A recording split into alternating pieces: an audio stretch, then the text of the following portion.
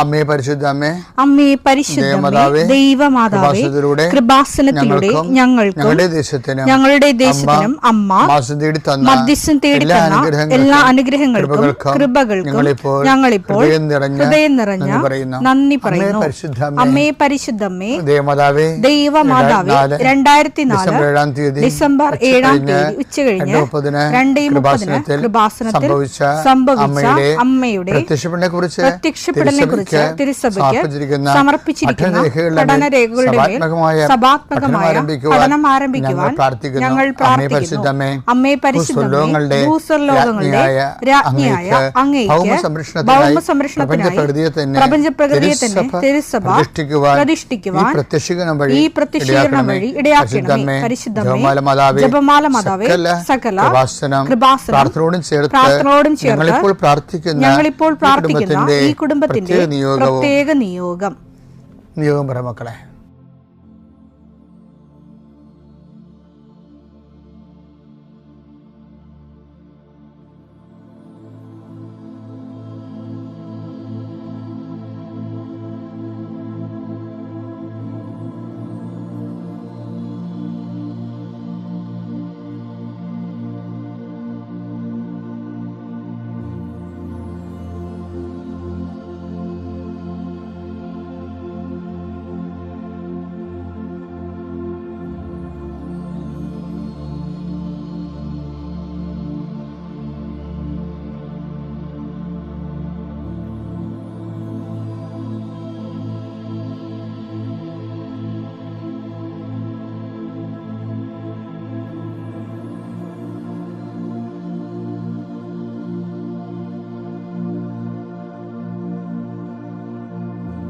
അമ്മയുടെ പ്രത്യക്ഷീകരണത്തിന്റെ ഈ അനുഗ്രഹവേളയിൽ ഞങ്ങൾക്ക് സാധിച്ചു തരുവാൻ കനിയണമേ. ആമേൻ. വിശ്വാസ പ്രമാണം.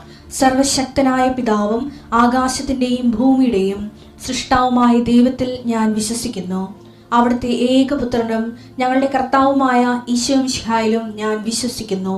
ഈ പുത്രൻ പരിശുദ്ധാത്മാവിനാൽ ഗർഭസ്ഥനായി കന്യകാമറിയത്തിൽ നിന്ന് പിറന്ന് പൊന്തിയോസ് പീലാത്തോസിന്റെ കാലത്ത് പീഡകൾ സഹിച്ച് കുരിശിൽ തറയ്ക്കപ്പെട്ട് മരിച്ച് അടക്കപ്പെട്ട് പാതാളങ്ങളിൽ ഇറങ്ങി മരിച്ചവരുടെ ഇടയിൽ നിന്ന് 3-ാം നാൾ ഉയർത്ത് സ്വർഗത്തിലേക്ക് എഴുന്നള്ളി സർവശക്തിയുള്ള പിതാവായ ദൈവത്തിന്റെ വലതുഭാഗത്തിരിക്കുന്നു. അവിടെ നിന്ന് ജീവിക്കുന്നവരെയും മരിച്ചവരെയും വിധിക്കുവാൻ വരുമെന്നും ഞാൻ വിശ്വസിക്കുന്നു. പരിശുദ്ധാത്മാവിലും ഞാൻ വിശ്വസിക്കുന്നു. വിശുദ്ധ കത്തോലിക്കാ സഭയിലും പുണ്യവാന്മാരുടെ ഐക്യത്തിലും പാപങ്ങളുടെ മോചനത്തിലും ശരീരത്തിന്റെ ഉയർപ്പിലും നിത്യമായ ജീവിതത്തിലും ഞാൻ വിശ്വസിക്കുന്നു. ആമേൻ. സ്വർഗ്ഗസ്ഥനായ ഞങ്ങളുടെ പിതാവേ, അങ്ങയുടെ നാമം പൂജിതമാകണമേ. അങ്ങയുടെ രാജ്യം വരണമേ. അങ്ങയുടെ തിരുമനസ് സ്വർഗത്തിലെ പോലെ ഭൂമിയിലും ആകണമേ. അന്നു വേണ്ടുന്ന ആഹാരം ഇന്ന് ഞങ്ങൾക്ക് തരണമേ. ഞങ്ങളോട് തെറ്റ് ചെയ്യുന്നവരോട് ഞങ്ങൾ ക്ഷമിക്കുന്നത് പോലെ ഞങ്ങളുടെ തെറ്റുകൾ ഞങ്ങളോടും ക്ഷമിക്കണമേ. ഞങ്ങളെ പ്രലോഭനത്തിൽ ഉൾപ്പെടുത്തരുതേ, തിന്മയിൽ ഞങ്ങൾ രക്ഷിക്കണമേ. ആമേൻ. നന്മ നിറഞ്ഞ മറിയമേ, സ്വസ്തി. കർത്താവ് അങ്ങയുടെ കൂടെ സ്ത്രീകളിൽ അങ്ങ് അനുഗ്രഹിക്കപ്പെട്ടവളാകുന്നു. അങ്ങയുടെ ഉദരത്തിൻ ഫലമായി ഈശോ അനുഗ്രഹിക്കപ്പെട്ടവനാകുന്നു. പരിശുദ്ധ മറിയമേ, തമ്പുരാന്റെ അമ്മേ, പാപികളായ ഞങ്ങൾക്ക് വേണ്ടി ഇപ്പോഴും ഞങ്ങളുടെ മരണസമയത്തും തമ്പുരാനോട് അപേക്ഷിക്കണമേ. ആമേൻ. കർത്താവേ, നിന്റെ ഉന്നതമായ നാമത്തിന് സ്തോത്രം ചെയ്യുന്നു. കർത്താവേ, നിന്റെ വിശുദ്ധ പൗരോഹിത്യത്തെ മഹത്വപ്പെടുത്തണമേ. കർത്താവ്, ഈ പ്രഭാതത്തിലെ അങ്ങയുടെ മക്കളെ കാത്തു കൊതിച്ചിരിക്കുകയാണ് ഈശോയെ. നിന്റെ വലതുകരത്തിൻ്റെ ഒരാശീർവാദം കിട്ടാൻ വേണ്ടി. കർത്താവ്, ഇന്ന് യാത്രയ്ക്ക് ഒരുങ്ങുന്ന ഓരോ മക്കളുണ്ട്. ഓരോ ഉദ്യമങ്ങളിലൂടെ മനസ്സിൽ വിചാരിച്ചുകൊണ്ട് പോണവരുണ്ട്. ഓരോ ലക്ഷ്യങ്ങൾ മനസ്സിൽ വെച്ച് പോകുന്നവരുണ്ട്.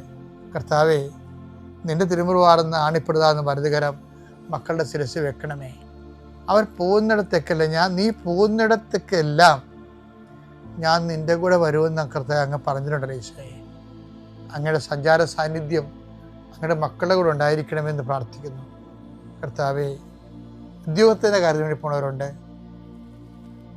പഠന കാര്യങ്ങൾക്ക് വേണ്ടി പോകുന്നവരുണ്ട്, ജീവിത വ്യാപാരങ്ങൾക്ക് സാമ്പത്തിക കാര്യങ്ങൾക്ക് വേണ്ടി പോകുന്നവരുണ്ട്, ജോലി സംബന്ധമായ കാര്യങ്ങൾക്ക് വേണ്ടി പോകുന്നത് അവരുടെ എല്ലാം കർത്താവിന് തിരുസേന സമർപ്പിക്കുന്നു.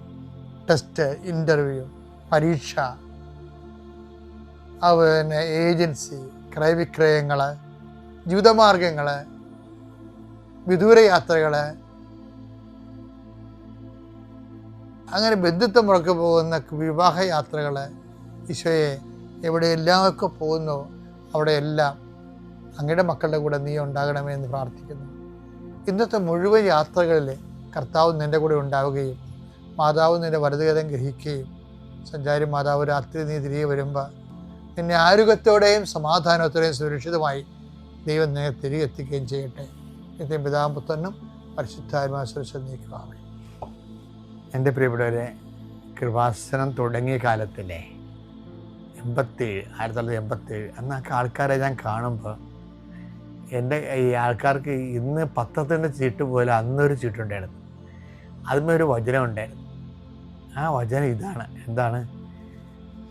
യെശയ്യാ 50:4. പരീക്ഷീണന് ആശ്വാസം നൽകുന്ന വാക്ക്, പരീക്ഷീണന് ആശ്വാസം നൽകുന്ന വാക്ക്, ദൈവമായ കർത്താവ് എന്നെ ശിഷ്യനെ എന്നതുപോലെ അഭ്യസിപ്പിച്ചു. അതായത് ഈ ആൾക്കാർക്ക് നമ്മൾക്ക് വാക്കുകൾ കൊടുക്കുമ്പോൾ അവർക്ക് ആശ്വാസം കിട്ടും. വാക്കിന് അങ്ങനെ ഒരു ഗുണമുണ്ട്. കർത്താവിൻ്റെ വാക്കിന് ഒരു ഗുണമുള്ളതെന്ന് വെച്ച് കഴിഞ്ഞാൽ അത് കേൾക്കുന്നവന് ആശ്വാസം കിട്ടും. അപ്പോൾ വാക്കിലൂടെയാണ് ആശ്വാസം വരേണ്ടത്. ഇപ്പം അധ്വാനിക്കുന്നവരും ഭാരം വഹിക്കുന്നവരും, ഇപ്പം നമ്മൾ ഇന്നലെ കണ്ടില്ലേ, അധ്വാനിക്കുന്നവരും ഭാരം വഹിക്കുന്നവരും എൻ്റെ അടുക്കൽ വരിക, ഞാൻ നിങ്ങളെ ആശ്വസിപ്പിക്കാം. എന്നിട്ട് ഈശോ എന്താ പറഞ്ഞത്? എങ്ങനെ ആശ്വസിപ്പിക്കണത്? മത്തായി 11:29.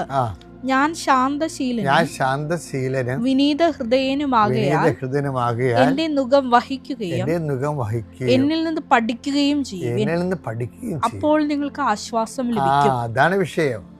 അല്ല, ആശ്വാസം ഇങ്ങനെ അരക്കരുത് തൂക്കി തരികയല്ല, അല്ലെങ്കിൽ ഒരു ഗ്ലാസ് ഒഴിച്ചു തരികയല്ല കുടിക്കാൻ വേണ്ടി. എന്നിൽ നിന്ന് പഠിക്കുവേൻ.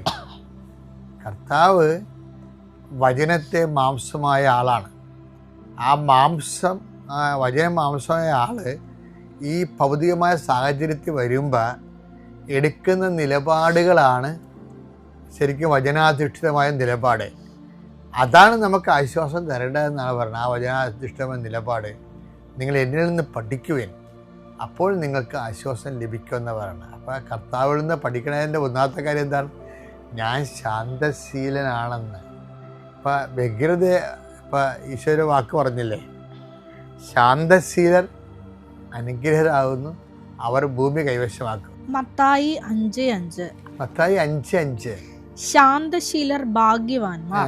ശാന്തശീലരാണെങ്കിൽ അവർ ബ്ലെസ്സഡ് ആണ് എന്നാ പറയണേ. അവർ ഭൂമി അവകാശമാക്കും. അപ്പൊ ഇതിന്റെ ഒരു ഷാഡോ വേർഡുണ്ടേ. ശാന്തശീലൻ ബ്ലെസ്സഡ് ആണ്. അപ്പൊ കർത്താവ് വാക്ക് ഉപയോഗിക്കുമ്പോഴേ ഈ ശാന്തശീലർ എന്ന് പറയുമ്പോൾ, അവർ അനുഗ്രഹമെന്ന് പറയുമ്പോൾ തന്നെ അതിൻ്റെ ഓപ്പോസിറ്റ് വാക്ക് കർത്താവ് ഉപയോഗിക്കുന്നുണ്ട്. എന്താണ്? ശപിക്കപ്പെട്ടവരെ എന്ന് പറയും. അതെന്താണ്? നിങ്ങൾ എന്നിൽ നിന്ന് അകന്നു പോകുവിനെന്ന് പറയും. അപ്പം അധ്വാനിക്കുന്നവരും ഭാരം വഹിക്കുന്നവരും എൻ്റെ അടുക്ക് വരിക പറയുന്നതും കർത്താവാണ്. ശപിക്കപ്പെട്ടവരെ അകന്നു പോകാൻ പറയുന്നതും കർത്താവാണ്. അപ്പം അടുത്ത് പറയണത് എന്താണ്? ശാന്തശീലർ അനുഗ്രഹരാകുന്നു എന്ന് പറയും. എന്താ കാര്യം? ശാന്തശീലർ ഭൂമി കൈവശമാക്കും. എന്താ ഭൂമി എന്ന് വെച്ചാൽ ലക്ഷ്യം, നമ്മുടെ ജീവിത ലക്ഷ്യം കൈവശമാക്കുന്നത് ദൈവത്തിൻ്റെ കൂടെ ആകുമ്പോൾ നമ്മൾ ചിലപ്പോൾ ചില കാര്യങ്ങൾ ഭയങ്കര സ്പീഡായിരിക്കും, പക്ഷെ ചില കാര്യങ്ങൾ സ്ലോ ആയിരിക്കും. അതെന്താ കാരണം? ഇപ്പോൾ OET പരീക്ഷ എഴുതിയ ആൾക്കാർ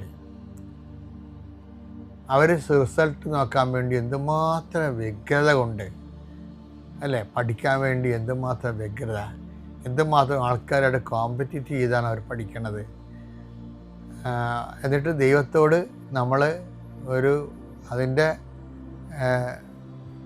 IITസിൻ്റെയൊക്കെ സ്കോർ, ഇംഗ്ലണ്ട് സ്കോർ, അതുപോലെ തന്നെ അയർലൻഡ് സ്കോർ എന്നൊക്കെ പറഞ്ഞ് ഓരോ രാജ്യത്ത് ഓരോ സ്കോർ വെച്ച് പഠിക്കുക. പക്ഷേ ഇപ്പോൾ ഈ IITs ഒയിറ്റിയൊക്കെ ചിലടത് വെറുതെ ഇനാക്റ്റീവായിട്ടിരിക്കുകയാണ്. ഇനി ആ രാജ്യങ്ങളൊക്കെ രണ്ടാമത് ആൾക്കാരെടുക്കാൻ തുടങ്ങണം. അപ്പം ദൈവത്തിന് ഇത് അറിയാവുന്ന കാരണം ദൈവം ഒരു 3 മാസം മുമ്പ് തന്നെ IELTS ഈ രാജ്യത്തിൻ്റെ വാതിലിനെ അടക്കാൻ പോണ ദൈവത്തിന് അറിയാമില്ല. അപ്പം ദൈവം ചിലപ്പോൾ അത് തരത്തില്ല നമുക്ക്. അപ്പം ആ ഒരു സ്ലോ ഡൗൺ ഉണ്ടാകും. അപ്പം നമ്മളെന്ത് ചെയ്യണം? തന്നില്ലെന്ന് പറഞ്ഞ് വ്യഗ്രചിത്തരായി ദൈവത്തിനെ കുറ്റം പറഞ്ഞ് ചിലപ്പോൾ അതുപോലെ തന്നെ നമ്മൾ പ്രാർത്ഥനയും കുറച്ച് ഈ ഒരു ഇഡിയറ്റായിട്ട് നമ്മൾ ദൈവദൃശ്യനെ പെരുമാറും. അതാണ് ഈശോ പറഞ്ഞത്, ശാന്തശീലർ അനുഗ്രഹരാകുന്നു. അപ്പം ദൈവികമായ പദ്ധതി നോക്കിപ്പാർത്തിരിക്കാനും ആവശ്യമില്ലാത്ത വ്യഗ്രത ഒന്നിടത്തും കാണിക്കാതിരിക്കാനും എന്നിൽ നിന്ന് അത് പഠിക്കേണ്ട വിഷയമാണെന്ന് ഈശോ പറയണത്. പഠിക്കണം എന്ന് പറയുമ്പോൾ അത് ഒരു പ്രോസസ്സാണത്, പ്രക്രിയയാണ്. അപ്പം അതിൻ്റെ അകത്തൊരു കുറച്ച് കാര്യങ്ങൾ മനസ്സിലാക്കിയിട്ട് ഏറ്റവും നല്ലത് അമ്മയായിരുന്നു. അമ്മ എല്ലാം ഹൃദയത്തിൽ സംഗ്രഹിക്കുമായിരുന്നു. 33 കൊല്ലം കഴിഞ്ഞിട്ടല്ലേ, അല്ല 30 കൊല്ലം കഴിഞ്ഞിട്ടല്ലേ ഈശോയിലെ ദൈവികമായ പദ്ധതി പ്രകടിപ്പിക്കപ്പെട്ടത്. ആ 30 കൊല്ലം എന്ന് പറയണത് അമ്മയുടെ ശാന്തശീലത ആണ്. ആ ശാന്തശീലതയാണ് ഹൃദയത്തിൽ സംഗ്രഹിച്ച് എല്ലാ പ്രതികൂലങ്ങളെയും ദൈവത്തിൻ്റെ വചനത്തിൽ വിശ്വസിച്ച് അമ്മ കാത്തിരുന്ന് 30ാമത്തെ വയസ്സിലാണ് യേശു സ്വയം പ്രകാശിതനാകണത്. അതും അങ്ങനെ കാത്തിരുന്നത് കൊണ്ടാണ് അമ്മയോട് പറഞ്ഞത്, നീ 30 കൊല്ലം കാത്തിരുന്നില്ലേ നിൻ്റെ ഈശോയുടെ ദൈവികമായ ദൗത്യം കാണാൻ, അതുകൊണ്ട് താക്കോല് നിൻ്റെ കയ്യിരിക്കട്ടെ, നീ തന്നെ അവൻ്റെ ദിവ്യപ്രകാശം മനുഷ്യനെ വെളിപ്പെടുത്തി കൊടുക്കൂ എന്നും പറഞ്ഞ് കാനായിലെ കല്യാണത്തിൽ കർത്താവിൻ്റെ ദിവ്യപ്രകാശം മഹത്വത്തെ തെളിയിക്കാൻ മറിയത്തിന് മഹത്വത്തിൻ്റെ താക്കോലാകുന്നത് അങ്ങനെയാണ്. ശാന്തശീലർ മറിയത്തെപ്പോലെ അനുഗ്രഹിതരാകുന്നു, അവർ ഭൂമി കൈവശമാക്കും. എൻ്റെ പേര് ബിൻസി. ഞാൻ മുപ്ലിയം എന്ന സ്ഥലത്തു നിന്നാണ് വരുന്നത്. ഇരിങ്ങാലക്കുട രൂപതയിലാണ് ആ സ്ഥലം. ഇതെൻ്റെ അമ്മ, ഇതെൻ്റെ 2 മക്കൾ. ഒരു മകനും വന്നിട്ടുണ്ട്, അവനവിടെ ഇരിക്കുകയാണ്. അതേപോലെ അപ്പച്ചനും കൂടി വന്നിട്ടുണ്ട്. പരിസ്ഥമ്മയ്ക്കും തിരുക്കുമാരനും 1000 നന്ദി. ഞാൻ സാക്ഷ്യം പറയാനുണ്ടായ മെയിൻ കാരണം എനിക്ക് തൈറോയിഡ് വന്നതുകൊണ്ടാണ്. തൈറോയിഡ് കണ്ടുപിടിച്ചത് എൻ്റെ മകൾക്ക് ചുമയും പനിയും വന്നപ്പോൾ ഡോക്ടറെ കാണിക്കാൻ പോയി. അത്രയും നാൾ എനിക്ക് തൈറോയിഡൊന്നും ഉണ്ടായിരുന്നില്ല. പിന്നെ ഡോക്ടർ കാണേണ്ട സമയത്ത് ഡോക്ടറെ പെട്ടെന്ന് കൂടെ എണീറ്റുപോയി. ഞങ്ങളുടെ ടോക്കൺ ആവുന്ന സമയത്ത് ഡോക്ടറെ എണീറ്റുപോയി. അപ്പോൾ ഞങ്ങൾക്ക് കാണാൻ കുറച്ച് ഡിലേ വന്നു. ആ ഡിലേ വന്ന സമയത്ത് നമ്മൾ വെറുതെ ഇരിക്കുമ്പോൾ അറിയാണ്ട് നമ്മുടെ കഴുത്ത് മുഖമൊന്ന് തടവി നോക്കുമല്ലോ. ആ തടവി നോക്കിയ സമയത്താണ് എൻ്റെ കഴുത്തിൽ ചെറിയൊരു തടിപ്പ് പോലെ എനിക്ക് തോന്നിയത്. ആ തടിപ്പ് ഞാൻ അപ്പോൾ ഡോക്ടറെ കാണിക്കേണ്ട, എനിക്ക് ഒന്നാമത് ഇങ്ങനെയുള്ള സംഭവങ്ങളൊക്കെ ഡോക്ടറെ കാണിക്കാൻ ഭയങ്കര പേടിയായിരുന്നു.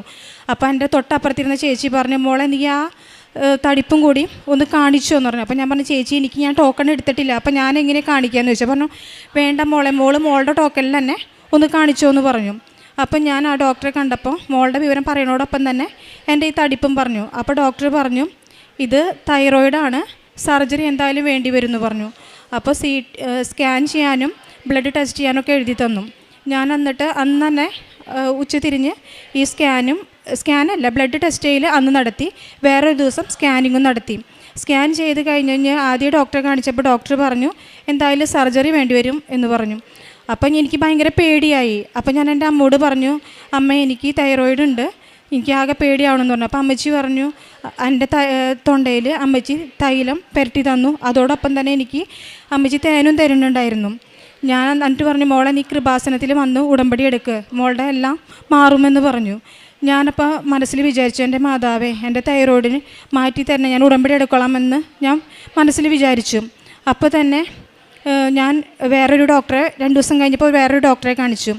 ആ ഡോക്ടറെ കാണിച്ചപ്പോൾ ഡോക്ടർ പറഞ്ഞു, എന്തായാലും സർജറി വേണം, FNAC ചെയ്തോളം പറഞ്ഞു. ഞാൻ അത് ചെയ്ത് കഴിഞ്ഞിട്ട് പിന്നീട് ഞങ്ങളുടെ റിലേറ്റീവ് ഒരു നേഴ്സ് ഉണ്ടായിരുന്നു. ആ നേഴ്സിനോട് പറഞ്ഞപ്പോൾ ആൾ പറഞ്ഞു, നീ ഒരു 3rd ഒപ്പീനിയൻ എന്ന നിലയ്ക്ക് വേറൊരു ഡോക്ടറെയും കൂടി കാണിക്കാമെന്ന് പറഞ്ഞു. ഒരു സർജനെ ഞാൻ കാണിച്ചു. അവിടെ ചെന്ന് ഡോക്ടറെ കാണിച്ചപ്പോൾ ഡോക്ടർ പറഞ്ഞു, നിങ്ങൾക്ക് കീറണമെന്ന് നിർബന്ധമാണെങ്കിൽ ഞാൻ കീറി തരാം, പക്ഷേ ഇപ്പോൾ കീറേണ്ട സാഹചര്യമൊന്നും കാണാനില്ല, മിക്കവാറും അത് ചുങ്ങി പോകാൻ ചാൻസ് ഉണ്ടെന്ന് പറഞ്ഞു. ഞാനാണെങ്കിൽ ഉടമ്പടി എടുക്കാമെന്ന് വിചാരിച്ചിട്ടുണ്ടായിരുന്നു.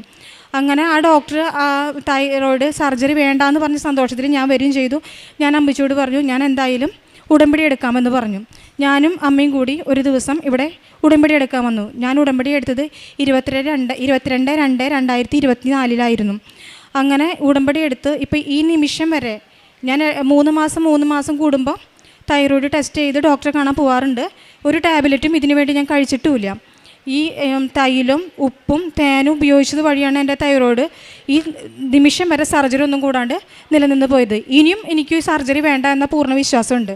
അതേപോലെ തന്നെ എൻ്റെ രണ്ടാമത്തെ മകളാണ്, ഇവളുടെ പേര് ആഞ്ചലിയ എന്നാണ്. ഇവൾക്ക് ഭയങ്കര വയറുവേദനയായിരുന്നു. വയറുവേദന വന്നപ്പോൾ നമ്മുടെ വലത് സൈഡിൽ താഴെയായിരുന്നു. കുറേ കഴിഞ്ഞപ്പോൾ അത് മേലേക്ക് കയറി. അപ്പം ഞങ്ങൾ വിചാരിച്ചു ഇനിയിപ്പോൾ അപ്പൻഡിക്സ് അങ്ങാനായിരിക്കുമെന്നാണ് വിചാരിച്ചിരുന്നത്. പക്ഷേ ഡോക്ടറെ കാണിച്ചപ്പോൾ ഡോക്ടർ പറഞ്ഞു അപ്പൻഡിക്സ് ഒന്നുമല്ല, പിത്തസഞ്ചിയിൽ കല്ലാന്ന് പറഞ്ഞു. ഞങ്ങൾ മുന്നേ തൊട്ടടുത്തുള്ള ഹോസ്പിറ്റലിൽ കാണിച്ചു. ഒരു 5 ദിവസം കിടക്കാൻ പറഞ്ഞു. 3 ദിവസം കിടന്നു, 4 ദിവസം കിടന്നു. എന്നിട്ടും കുറയാണ്ടായപ്പോൾ ഞാൻ പറഞ്ഞു ഞങ്ങൾ എന്തായാലും മാറി കാണിക്കാമെന്നും പറഞ്ഞിട്ട് അമല ഹോസ്പിറ്റലിൽ കൊണ്ടുപോയി കാണിച്ചു. അപ്പോഴാണ് ഡോക്ടർ പറഞ്ഞത് നമുക്ക് അൾട്രാസൗണ്ട് എടുത്ത് നോക്കാമെന്ന് പറഞ്ഞു. അൾട്രാസൗണ്ട് എടുത്ത് നോക്കിയപ്പോൾ പിത്തസഞ്ചിയിൽ കല്ലുണ്ടെന്ന് കാണിച്ചു. 2 പ്രാവശ്യം അവൾക്ക് സ്കാൻ ചെയ്തു. 2 സ്കാനിങ്ങിലും അൾട്രാസൗണ്ടിൽ അവൾക്ക് പിത്തസഞ്ചിയിൽ കല്ല് കാണിച്ചിട്ടുണ്ടായിരുന്നു. അത് കഴിഞ്ഞ് ഒരു ദിവസം ഭയങ്കര പെയിൻ വന്നു. അപ്പോൾ ഞങ്ങൾ കാഷ്വാലിറ്റിയിൽ രാത്രിയിൽ കൊണ്ടുപോയി കാണിച്ചപ്പോൾ അവിടെ അഡ്മിറ്റാക്കിയിട്ട് ഇവളുടെ എല്ലാ ടെസ്റ്റുകളും ചെയ്യുന്നുണ്ട്. ഇവൾക്ക് അപ്പം ഞാൻ ആ വയറുവേദന എന്ന് പറയുന്ന സമയത്തൊക്കെ ഞാൻ ഉടമ്പടി തൈലും കാശുരൂപം വെച്ച് പ്രാർത്ഥിക്കലും തേനും എല്ലാം കൊടുത്തിട്ടുണ്ടായിരുന്നു. ഞാൻ ഉടമ്പടി എടുത്ത കാരണം കൊണ്ട് ഇതൊക്കെ എൻ്റെ കയ്യിലുണ്ടായി. അതൊക്കെ ഞാൻ വിശ്വാസ പ്രമാണം ചൊല്ലിയിട്ടാണ് അവൾക്ക് കൊടുത്തിരുന്നത്.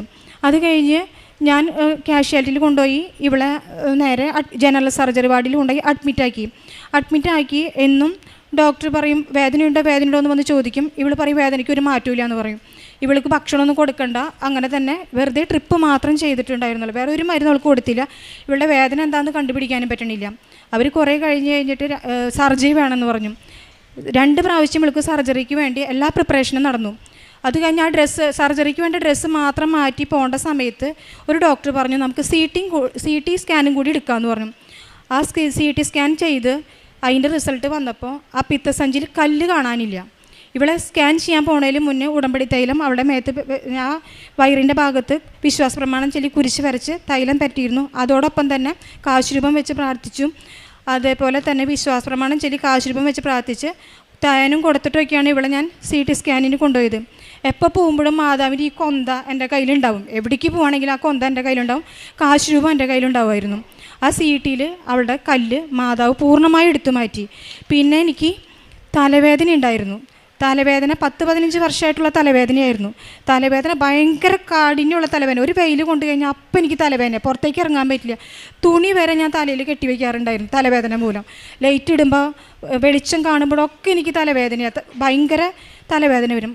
ഞാൻ നിക്കാക്കളി ഇല്ലാണ്ടിരിക്കുന്ന സമയത്ത് മാത്രം ഞാൻ ഒരു പാരസെറ്റമോൾ കഴിക്കും. പിന്നീട് എനിക്ക് മനസ്സിലായി ഈ പാരസെറ്റമോളൊന്നും കഴിച്ചിട്ട് ഒരു കാര്യമില്ല എന്ന് മനസ്സിലായി. ഞാൻ അപ്പോൾ വിശ്വാസ പ്രമാണം ചൊല്ലി ഉടമ്പടി തൈലം മാത്രം പെരട്ടി പ്രാർത്ഥിച്ചു. അതോടൊപ്പം തന്നെ ഞാൻ തേനും കഴിക്കുമായിരുന്നു. ഈ തലവേദന ഇത്രയും കാലം ഉണ്ടായിരുന്ന തലവേദന എനിക്ക് ഇപ്പോൾ ഈ ഉടമ്പടി എടുത്തതിന് ശേഷം ഇതുവരെ വന്നിട്ടില്ല. യേശുവേ നന്ദി, യേശുവേ സ്തുതി. ഇതൊക്കെ ഉണ്ടായത് മാതാവിൻ്റെ കാരുണ്യം കൊണ്ടാണ്. പിന്നെ എനിക്ക് മകളുടെ എഡ്യൂക്കേഷൻ ലോണിന് വേണ്ടിയിട്ട് ഞാൻ അപേക്ഷ വെച്ചിട്ടുണ്ടായിരുന്നു. അപ്പോൾ എല്ലാവരും പറഞ്ഞു വേറെ ലോണുള്ളവർക്ക് എഡ്യൂക്കേഷൻ ലോൺ പാസ്സാവാൻ ഭയങ്കര ബുദ്ധിമുട്ടാണെന്ന് പറഞ്ഞിരുന്നു. പക്ഷേ മാതാവിനോട് ഞാൻ എഡ്യൂക്കേഷൻ ലോണിൻ്റെ ആ പേപ്പർ കൊടുക്കുന്ന സമയത്ത് ആ തൈലെടുത്ത് മാതാവിൻ്റെ തൈലം വിശ്വാസ പ്രമാണം ചൊല്ലി ആ ഫോമിമൊക്കെ ഞാൻ കുരിശടയാളം വരച്ച് പ്രാർത്ഥിച്ചിട്ടുണ്ടായിരുന്നു. അതിൻ്റെ ഫലമായിട്ട് ആ എഡ്യൂക്കേഷൻ ലോൺ അവൾക്ക് പാസ്സാവുകയും അവൾക്ക് അതിനോടൊപ്പം തന്നെ ഒരു സീറ്റ് കിട്ടുകയും ചെയ്തു. അവൾക്ക് +2 മാർക്ക് കിട്ടുകയാണെങ്കിൽ ഞാൻ സാക്ഷ്യം പറയാമെന്ന് പറഞ്ഞിരുന്നു. അങ്ങനെ വിശ്വാസ പ്രമാണം ചൊല്ലി എന്നും പ്രാർത്ഥിച്ച് അവൾ വിട്ടിരുന്നത് ഞാൻ എക്സാമിനൊക്കെ. അപ്പോൾ തന്നെ അവൾക്ക് റിസൾട്ട് വന്നപ്പോൾ തിരക്കേടില്ലാത്ത രീതിയിലുള്ള മാർക്കൊക്കെ അവൾക്ക് കിട്ടി. പിന്നെ ഇപ്പോൾ അവൾ BTech എഞ്ചിനീയറിങ്ങിനാണ് പഠിക്കുന്നത്. ഗ്രാഫിക്സ് എക്സാം അവൾക്ക് ഭയങ്കര ടഫായിരുന്നു. അപ്പോൾ അവൾ പറഞ്ഞിരുന്നു അവൾക്ക് ഒന്നാമത് ഗ്രാഫിക്സ് ഇഷ്ടമില്ലാത്തൊരു സബ്ജക്റ്റ്. അപ്പോൾ ഓണേന് മുന്നേ അവൾ പറഞ്ഞു എനിക്കൊന്നും പഠിച്ചു കഴിഞ്ഞിട്ടില്ല, എനിക്ക് ഒരു ഉറപ്പുമില്ല മമ്മയെന്ന് പറഞ്ഞു. അപ്പോൾ ഞാൻ പറഞ്ഞു മോളെ നീ പോകും വഴിക്ക് ഡെയിലി ബ്രെഡ് കണ്ടു പോടിയെന്ന് പറഞ്ഞു.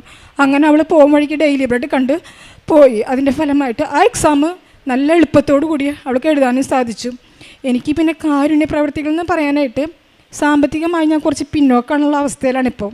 അപ്പോൾ എന്നാൽ കഴിയുന്ന വിധത്തിൽ ഞാൻ എന്താ പറയുക വല്ലവരും വന്ന് നമ്മളോട് എന്തെങ്കിലും സഹായം ചോദിക്കുമ്പോൾ ഞാൻ എൻ്റെ കയ്യിലായ പൈസ ഞാൻ കൊടുക്കാറുണ്ട്. വലിയൊരു എമൗണ്ട് അല്ലെങ്കിലും എന്നാൽ കഴിയുന്ന രീതിയിൽ ഞാൻ കൊടുക്കാറുണ്ട്. അതോടൊപ്പം തന്നെ പൊതിച്ചോറിന് വരുമ്പോൾ ഞാൻ അവർക്ക് എന്നെ കൊണ്ട് പറ്റുന്ന രീതിയിലുള്ള പൊതിച്ചോറും കൊടുക്കും. പിന്നെ ഇവിടെ നിന്ന് മേടിക്കുന്ന 3 കെട്ട് പത്രം ഞാൻ ഓരോ വീടുകളിലും കൊണ്ട് കൊടുക്കും. പിന്നെ മോൾ അഡ്മിറ്റായിരുന്ന സമയത്ത് ഹോസ്പിറ്റലുകളിലൊക്കെ ഞാൻ കൊടുക്കാറുണ്ടായിരുന്നു. എന്നാൽ കഴിഞ്ഞ രീതിയിലൊക്കെ പ്രേക്ഷിത പ്രവർത്തനം ഞാൻ ചെയ്യുന്നുണ്ട്. വലിയ രീതിയിൽ ചെയ്യാൻ പറ്റിയില്ലെങ്കിൽ എന്നെക്കൊണ്ട് കഴിയണ രീതിയിൽ എനിക്ക് ഇത്രയും ദൈവം തന്ന അനുഗ്രഹങ്ങൾക്ക് ഞാൻ നന്ദി പറയുന്നു. എന്നും ഞാൻ ദൈവത്തോട് കൂടിയായിരിക്കും. യേശുവേ നന്ദി, യേശുവേ സ്തുതി. എൻ്റെ പേര് റോസി പൗലോസ്. എൻ്റെ വീട് വല്ലപ്പാടി, ഇരിങ്ങാലക്കുട രൂപത. ഞാൻ ആദ്യമായിട്ട് ഉടമ്പടി എടുത്തത് 2022 മാർച്ച് 18-നാണ്. ഞാൻ ഉടമ്പടി എടുത്തതിന് ശേഷമാണ് ഞാൻ എൻ്റെ മോള് ഉടമ്പടി എടുത്തത്. ഇപ്പം ഞങ്ങളുടെ വീട്ടിൽ എല്ലാവരും നേർച്ച വസ്തുക്കൾ ഉപയോഗിച്ച് ഒത്തിരി അനുഗ്രഹങ്ങൾ കിട്ടിയിട്ടുണ്ട്. ഞാൻ എൻ്റെ മോളുടെ കൊച്ചിന് വേണ്ടി ഉടമ്പടി തൈലം ഓപ്പറേഷൻ വേണമെന്ന് തീരുമാനിച്ചിട്ട് ഞങ്ങൾ ഓപ്പറേഷത്തിൻ്റെ സമയത്തും ഡോക്ടർ വേണമെന്ന് പറഞ്ഞിട്ട് മാതാവിൻ്റെ രൂപത്തിലാണ് ഡോക്ടർ വന്ന് പറഞ്ഞത്, മകൾക്ക് CT സ്കാനിൽ കല്ല് കാണാനില്ല എന്ന് പറഞ്ഞു. അപ്പം ഞങ്ങൾ തന്നെ എന്ത് അത്ഭുതം എന്ന് വിചാരിച്ചു. എന്ന് വെച്ചാൽ തലേദിവസം ഓപ്പറേഷൻ വേണമെന്ന് വെച്ചാൽ ഡ്രസ്സുമാരെല്ലാം കഴിഞ്ഞു, തിങ്കളാഴ്ച കഴിഞ്ഞു, ചൊവ്വാഴ്ചയും ചെയ്തു. ആ അത്ഭുതം ഒത്തിരി അനുഗ്രഹം. ഞങ്ങൾ അവിടെ നിന്ന് കരഞ്ഞു പോയി. ഡോക്ടർമാർക്ക് വരാൻ അതിശയം ഞങ്ങൾക്ക് അറിയണോണ്ടിട്ട് ഇത്രയും വലിയ അത്ഭുതം എവിടെ നിന്ന്. പിന്നെ എൻ്റെ ജീവിത പങ്കാളിക്കും എനിക്കും പല്ലുവേദന വന്നിട്ടും നേർച്ച വസ്തു മാതാവിൻ്റെ തൈലും ഉപ്പൊക്കെ ഇട്ട് പല്ലിമ്മയും വായിലൊക്കെ കഴിച്ച് പല്ലുവേദന മാറി. ഇപ്പം ഞങ്ങൾ അതിന് മരുന്ന് ഇതുവരെ കഴിച്ചിട്ടില്ല. പിന്നെ ഞാനും എൻ്റെ ജീവിത പങ്കും ദിവസം വിശുദ്ധ ബലി പങ്കുകൊള്ളും. 2 ആഴ്ച കൂടുമ്പോൾ കുമ്പസാരിക്കും. പിന്നെ ബൈബിൾ വായിക്കും. പിന്നെ ഞങ്ങൾ പ്രേക്ഷിത പ്രവർത്തനങ്ങൾ ഞങ്ങൾ പത്രം വാങ്ങി കൊടുക്കും. ഞങ്ങളുടെ കയ്യിലായി ഇത് കൊടുക്കും. പിന്നെ പൊതിച്ചോറ് കുറച്ച് ദിവസം ആസ്പത്രിയിൽ കൊണ്ടു കൊടുത്തു. പിന്നെ ആസ്പത്രിയിൽ പോകുമ്പോൾ പത്രം കൊടുക്കും. പിന്നെ ഞാൻ ബസ്സിൽ യാത്ര ചെയ്യുമ്പോൾ 2-3 ബസ് മാറി കയറി വഴിയോരങ്ങളിൽ ബസ്സിലൊക്കെ യാത്ര ചെയ്യുമ്പോൾ പത്രം കൊടുക്കും. ഒത്തിരി ചെറുതും വലുതായുമായിട്ട് ഞങ്ങളുടെ വീട്ടിലും ഭവനത്തിലും ഞങ്ങളുടെ മക്കളുടെ ഭവനത്തിലും ഒത്തിരി അനുഗ്രഹം തന്നു. ഈശോയ്ക്കും മാതാവിനും 1000 നന്ദി. ജീവനോടെ പ്രത്യക്ഷപ്പെട്ട ഈ അൾത്താരയിൽ ഇവിടെ നിന്ന് സാക്ഷ്യം പറയാൻ അനുഗ്രഹിച്ച പരിശുദ്ധ ദൈവമാതാവിനും തിരുക്കുമാരനും 1000 നന്ദി പറയുന്നു. എൻ്റെ പേര് സജി, ഇത് ഭാര്യ ബിന്ദു, ആൽബിൻ, ആൻസൻ. ഞങ്ങൾക്ക് കിട്ടിയത് അനുഗ്രഹങ്ങളെക്കുറിച്ചാണ്. പരിശുദ്ധ അമ്മയുടെ കൃപാവരം വഴി മാധ്യസ്ഥം വഴി ഞങ്ങൾക്ക് ലഭിച്ച അനുഗ്രഹങ്ങളെക്കുറിച്ചാണ് ഞങ്ങൾ നിങ്ങളോട് പങ്കുവയ്ക്കുന്നത്.